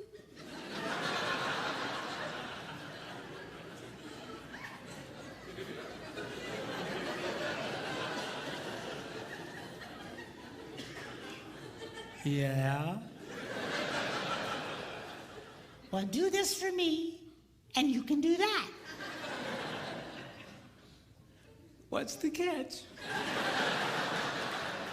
There's no catch. So now he's doing it. It's a trade out. It's just, you know, so guys like this thing because we know what the rules are. And men are used to bartering. You know, that's why we do what we do in life. That's why we go out and work. I got to promise you, if they didn't pay us, we probably wouldn't do it. You know, I don't care how much you like your job. If they didn't give you the cash, I don't think you'd do the job. It's all part of the bartering system. Men like that. Okay? Now, the strongest bartering tool a woman has, we'll talk about tomorrow.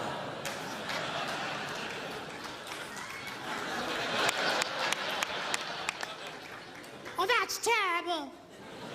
I had one lady say to me, Doesn't that make me a prostitute?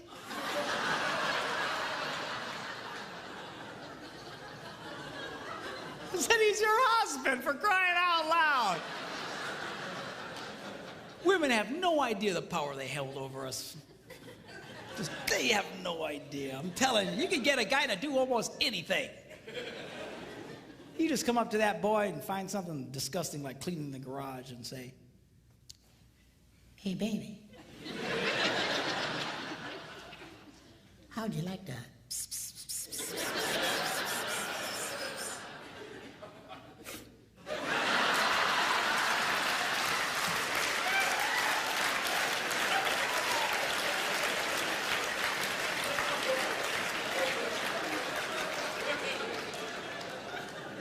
why, yes, I would.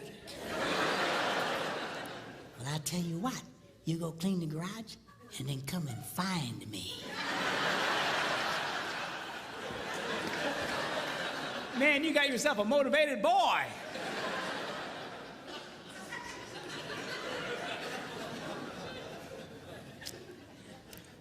I was listening to Dr. John Gray talk along these lines. He's the guy who wrote that book, Men Are From Mars, Women Are From Venus. Really a brilliant guy. And he was telling the story of how his wife came up to him and said, John, take me to the opera. And he said, I don't go to the opera. Hate stupid opera.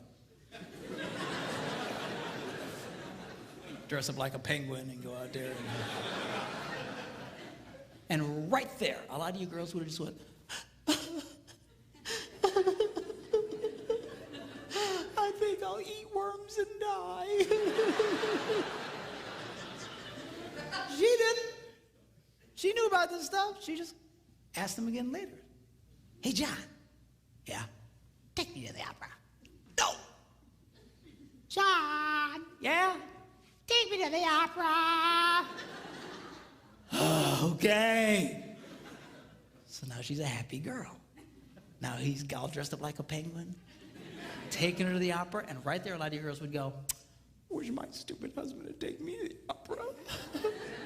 You got such a... seriously, a lot of you girls, you envy other women's husbands because they're always doing things, but you don't understand. Women who get their husbands doing this stuff know exactly what I'm talking about. They do this all the time.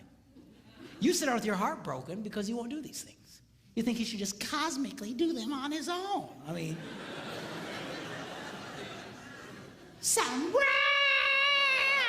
where the rainbow. So he takes her to the opera, endures this mind-numbing experience. On the way home, she's holding his hand, just lit up. And he says, when we got home, I pulled into the garage. As soon as the garage door closed, she reached over and grabbed me and made love to me right in the car in the garage. I assume they weren't driving a subcompact.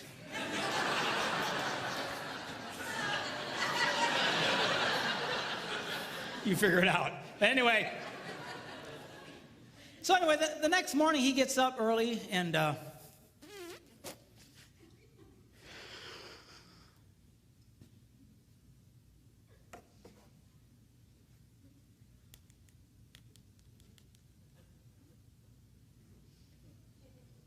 Yeah, I was wondering, how much are season tickets to the opera?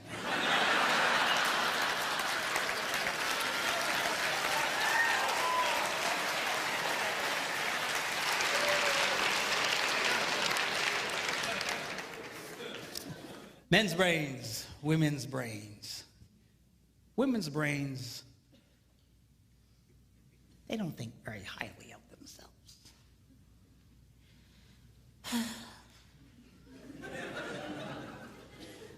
I'm too fat. I'm too tall.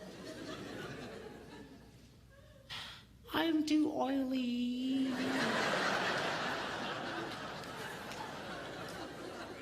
La, la, la, la, la, la. Now, men's brains, we think very highly of ourselves. We love us. Just ask, we'll tell you. All you got to do is point a camera at a bunch of women and watch them freak. Oh, turn it off. Turn it off. Sanctuary! I'm a hideous monster!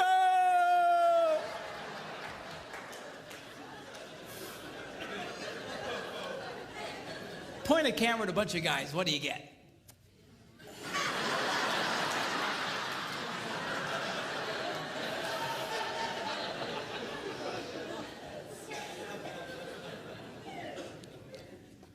You ever watch a woman walk by a bunch of mirrors in a mall?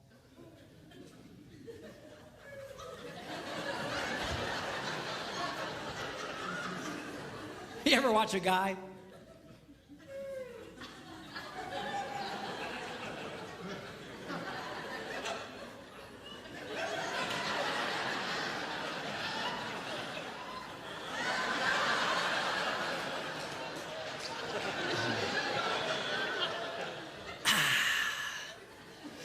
Still got it.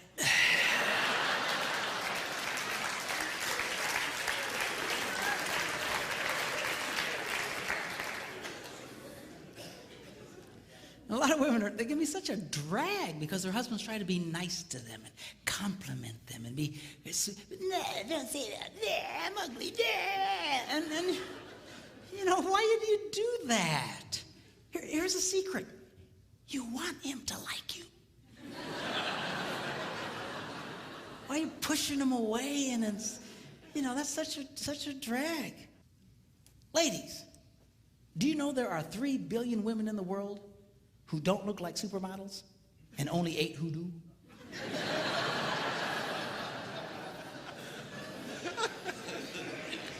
Are you seeing a pattern there? Do you know Marilyn Monroe wore a size 14?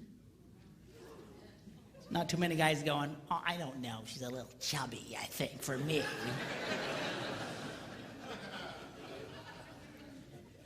Did you know if Barbie were a real woman, she'd have to walk on all 4s?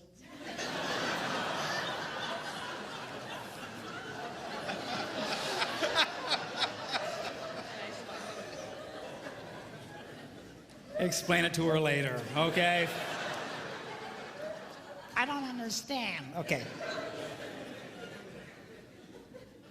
Do you know the models in magazines, they're airbrushed? Do you know what that means? That means even those women don't look like those women. You're constantly staring at these pictures, comparing yourself to these perfect women. Man, I'd get depressed too. Man, my wife would buy one of those women's magazines. They're like this thick. It's like an encyclopedia. 98% of it are just ads. Pictures of other women. Beautiful, gorgeous, airbrushed women.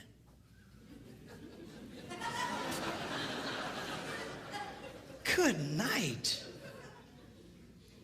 Do you know 1 out of every 4 college-age white girls has an eating disorder? Can I be politically incorrect here? You know who really has a problem in this area? You white women. It's a documented fact. Women of color generally don't have this problem. You ever see Hispanic women? They walk around like they own the world.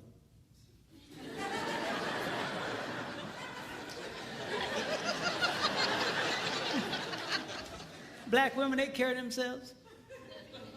What are you looking at?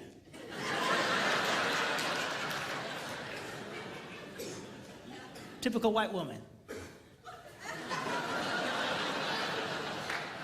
I mean, come on. I was watching this movie with Steve Martin and Queen Latifah. You seen this movie? She's like the hot babe in this movie. She's a healthy girl, Jack.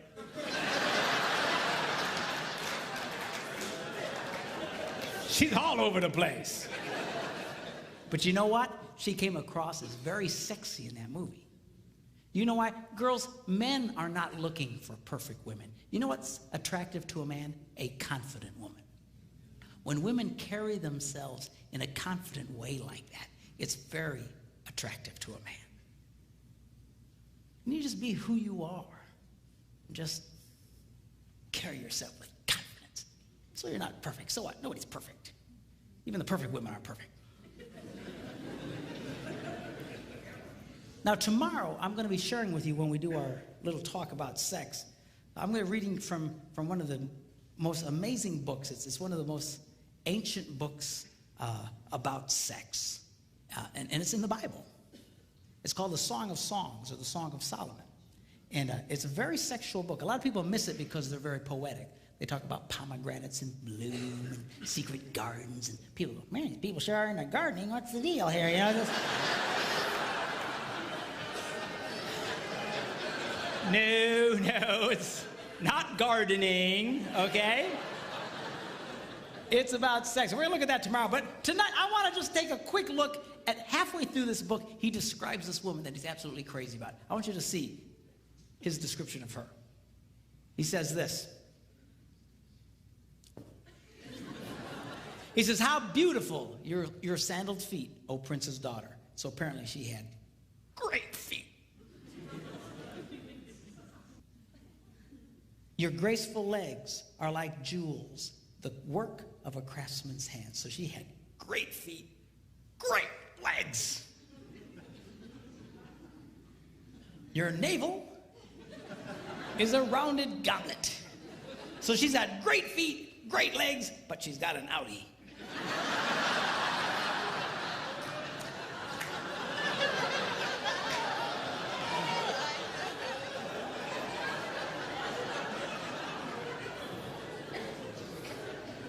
Your waist is a mound of wheat. So she's got great feet, great legs, outie, and a potbelly thing happening.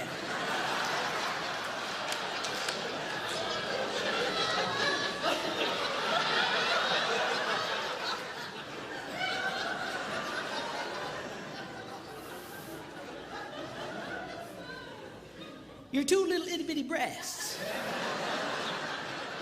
are like two little itty bitty fawns. So she's got great feet, great legs, outie, pot belly, and little boobs.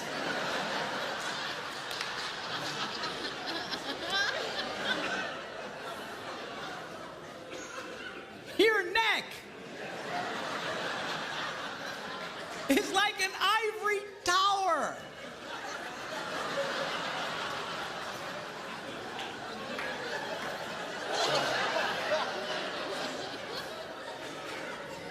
So she's got great feet, great legs, outie, potbelly, little boobs, and a big neck.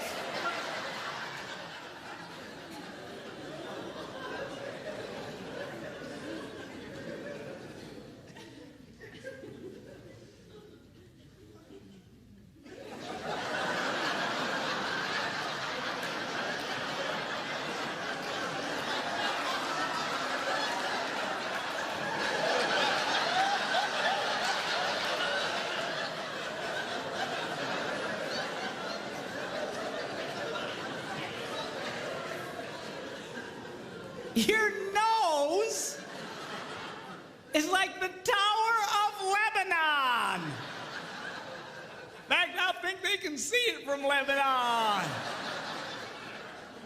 So she's got great feet, great legs, outie, pot belly, little boobs, big neck, and a huge snaz.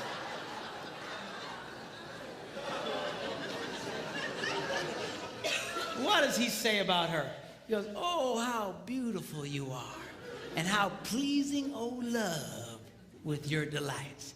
He was crazy about this woman. Men's brains, women's brains. Give, take, give, take. By the way, on this area of give and take, a lot of women have really been, and I'm speaking particularly Christian organizations and Christian women's clubs. You know, they have these Christian women's retreats and stuff. I call them estrogen fests. And they're wonderful. They're great if you're a woman, I guess. But You know, a lot of you, I know what they're trying to say, but a lot of you have really gotten bad information, or at least faulty information. This is what's being said in a lot of these. What they're saying is unconditional love demands an unconditional relationship. Unconditional love demands an unconditional relationship. You should do anything for this man. You should just put out for this man. If he wants sex, no matter what, just give it to him. Just la la la la la la la la. It all sounds spiritual and it all sounds wonderful. The only problem is it is patently false. Unconditional love demands a conditional relationship. The Bible is nothing if it is not a one big gigantic list of conditions. Are you hearing me? Well, doesn't God just love everybody? Yeah. Whosoever, God so loved the world that he gave his only begotten son that what? Whosoever believes. Conditional. You actually have to do something. Yes. You want God to get close to you? You know what the Bible says? What do you have to do? You have conditions. You have to, the whole thing is unconditional. I'm sorry. Yeah. An unconditional relationship will destroy your marriage. It will destroy any relationship. An unconditional relationship with a child will create a hellion. An unconditional relationship with a teenager, he'll destroy himself and take everybody he can with him. It is not healthy. It is not good. It is not holy. It sounds right, but it is not right. You girls need to get comfortable with this idea of taking in your relationships. Putting some conditions. Now, the stronger the relationship, the stronger the conditions can be. You need to be careful.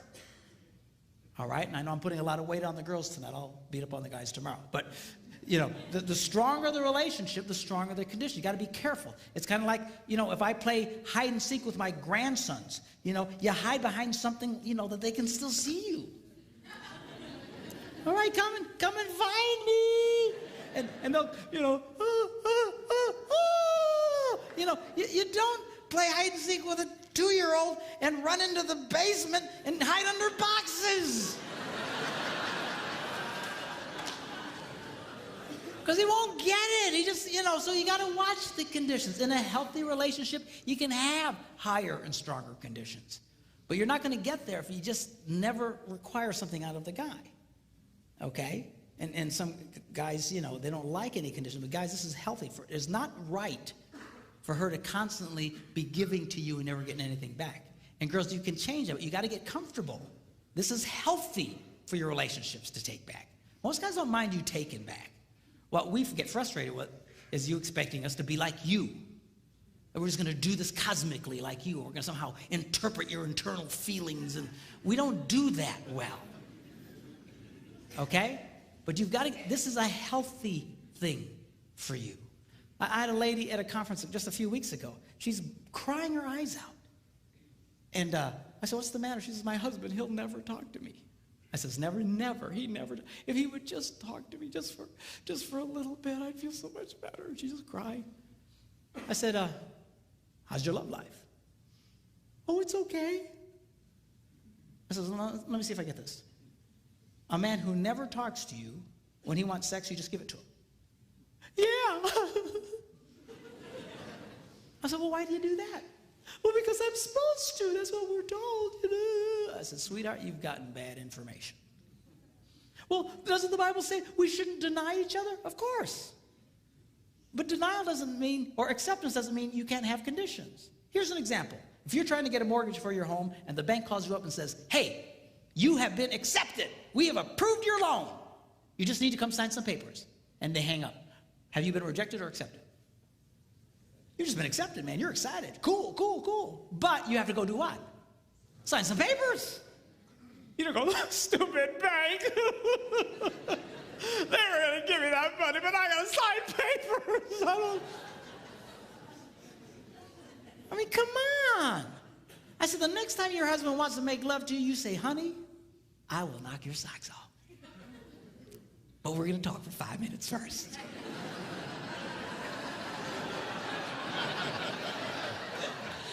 That's fine. That's healthy. You can do that? Yeah, you can do that. And most guys don't mind. You know, again, get us in that position. Start taking back from us. But again, you got to be careful. You got to be careful. If your relationship's real weak, you can't be demanding real heavy things. The stronger the relationship, the tougher you can be.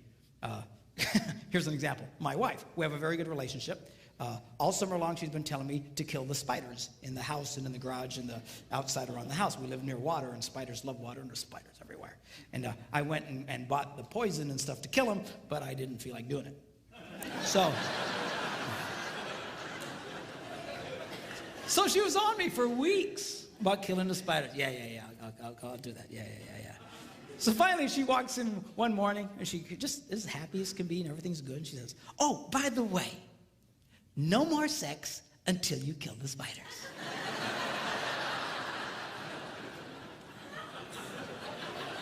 And she walked away.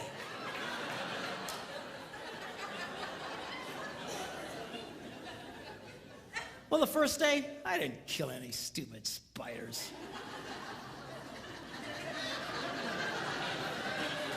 Second day, I didn't kill any stupid spiders. Third day, I'm killing every spider within miles of the place. I was killing spiders. Die, you stupid spiders! I sprayed our house. I sprayed the neighbors' houses, man. I sprayed every...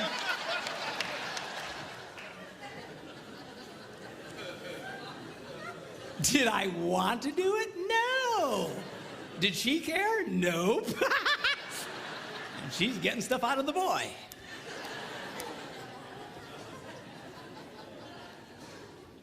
Men's brains, women's brains. In closing, I want to talk to you about how men's brains and women's brains are portrayed in movies.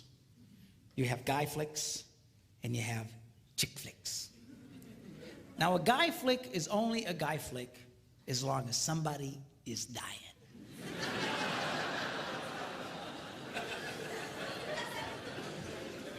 And the more horribly they die, the more we love it.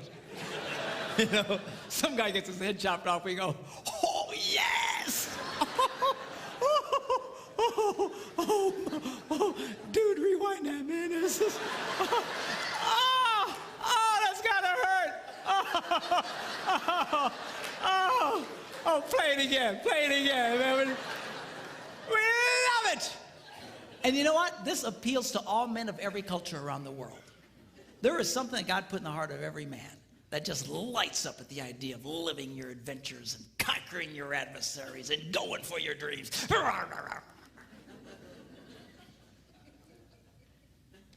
You see it even in the smallest of boys, you girls that have little boys, you know what I'm talking about. They're always doing something dangerous. Stop that, you're gonna poke your eye out. That's the point, Mom. If you can't lose an eye, what's the point of playing?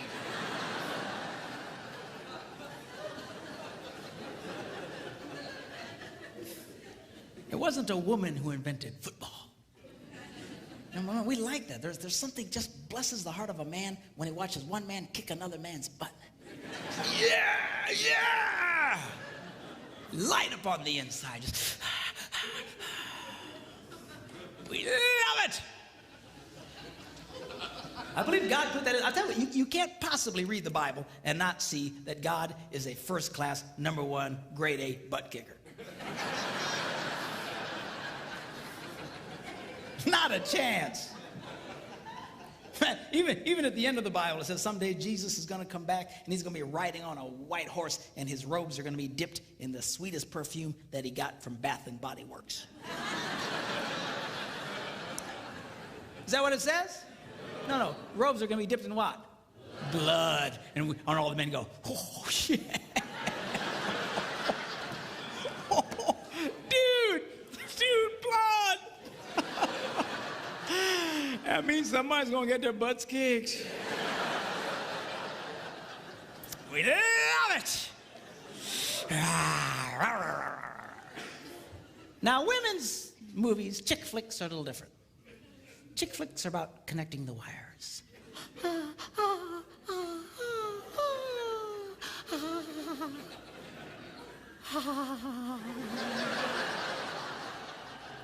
You know, chick flick can be 2.5 hours of 4 women sitting around a kitchen table talking.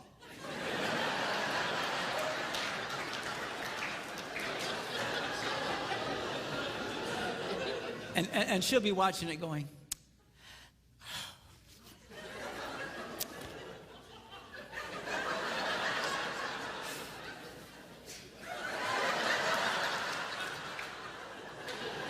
and her husband's watching it with her going, I want to kill myself. Stupid movies. But she just loves it. And these movies, they appeal to all women of every culture in the world. Why? There's something God put in the heart of every woman that says, connect the wires, connect the wires. It's all about relationships. It's relationships. One of the reasons why married men make more money than single men is that married men become more skilled in their relationships and become more successful in life. They become more valuable to their employers. Because when a man marries a woman, he's marrying a handbook on relationships. It's true. It's absolutely true. Single men remain as they came into the world, clueless.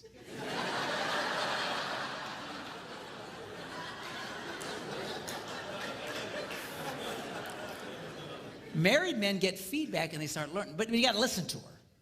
No, we don't like listening to you. I got to be honest with you. Yeah. I'll come up with some great plan and my wife will say, better not do that.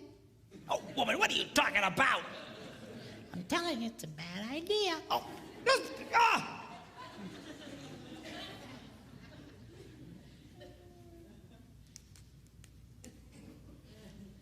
Yeah, you guys. Yeah, we better not do that. Yeah. I just feel it in my spirit.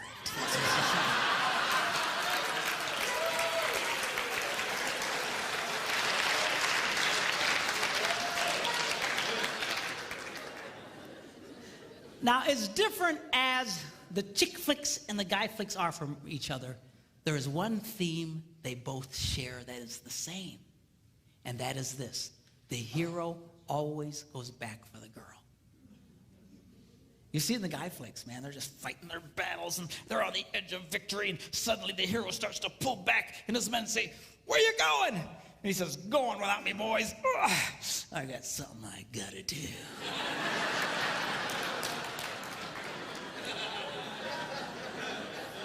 And at great risk to himself, he goes back for the girl, and he rescues the girl. And guys watch that on the screen, and we go, yeah. Women have the same theme. The boy always comes back for her. I was watching this chick flick, Jerry Maguire. Have you seen this one? And in this movie, they'd broken up, and finally he wins the big contract, and he realizes it doesn't mean anything because he doesn't have her. And he quick hops on a plane, and he flies home, and he walks into the house, and she's there with a bunch of her girlfriends, and he walks in unexpectedly, and they all look up, and he goes, hello. And she says, what are you doing here? And he starts to explain to her that he had finally succeeded and gotten everything he dreamed of, but it meant nothing without her. And he said to her that you complete me. And she goes, you had me at hello. And all the girls see that, and they all go, oh, yes, yes, yes, yes. All I'm saying to you boys is this: do what's in your heart. Live your dreams. Live your adventures. Overcome your obstacles. Do what you gotta do. Just don't forget about the girl.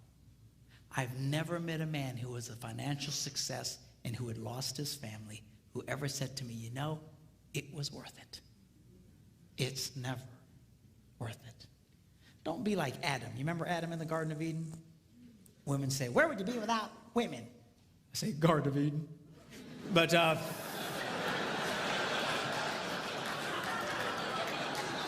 it's just a joke. I know it's not fair. Really, Adam's job was to guard the garden, to take care of the garden. He fell down on the job. When that serpent came around, he should have kicked that thing out on its butt. I don't know if serpents had butts, but they don't now. When God takes care of you, man, I'm telling you, lose your butt altogether.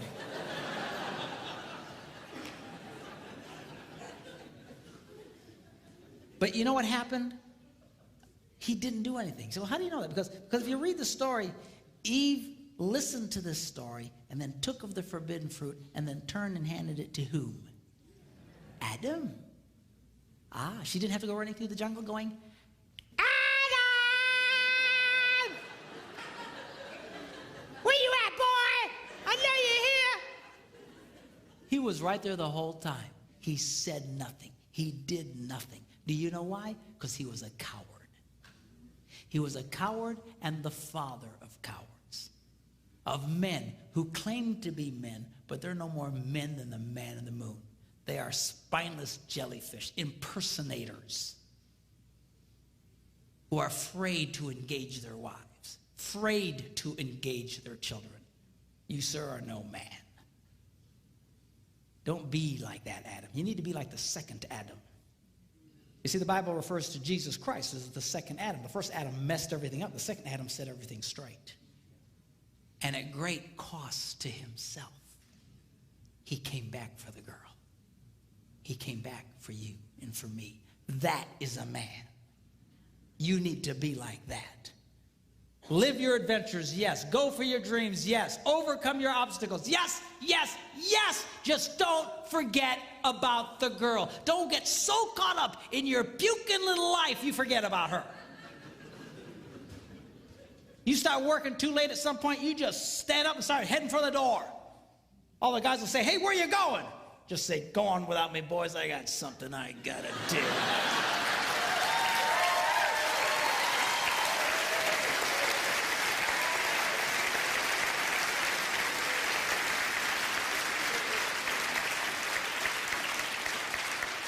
And then go back for the girl, surrounded in the camp of the enemy by wild monsters. You mean like in the movies? No, I mean your children.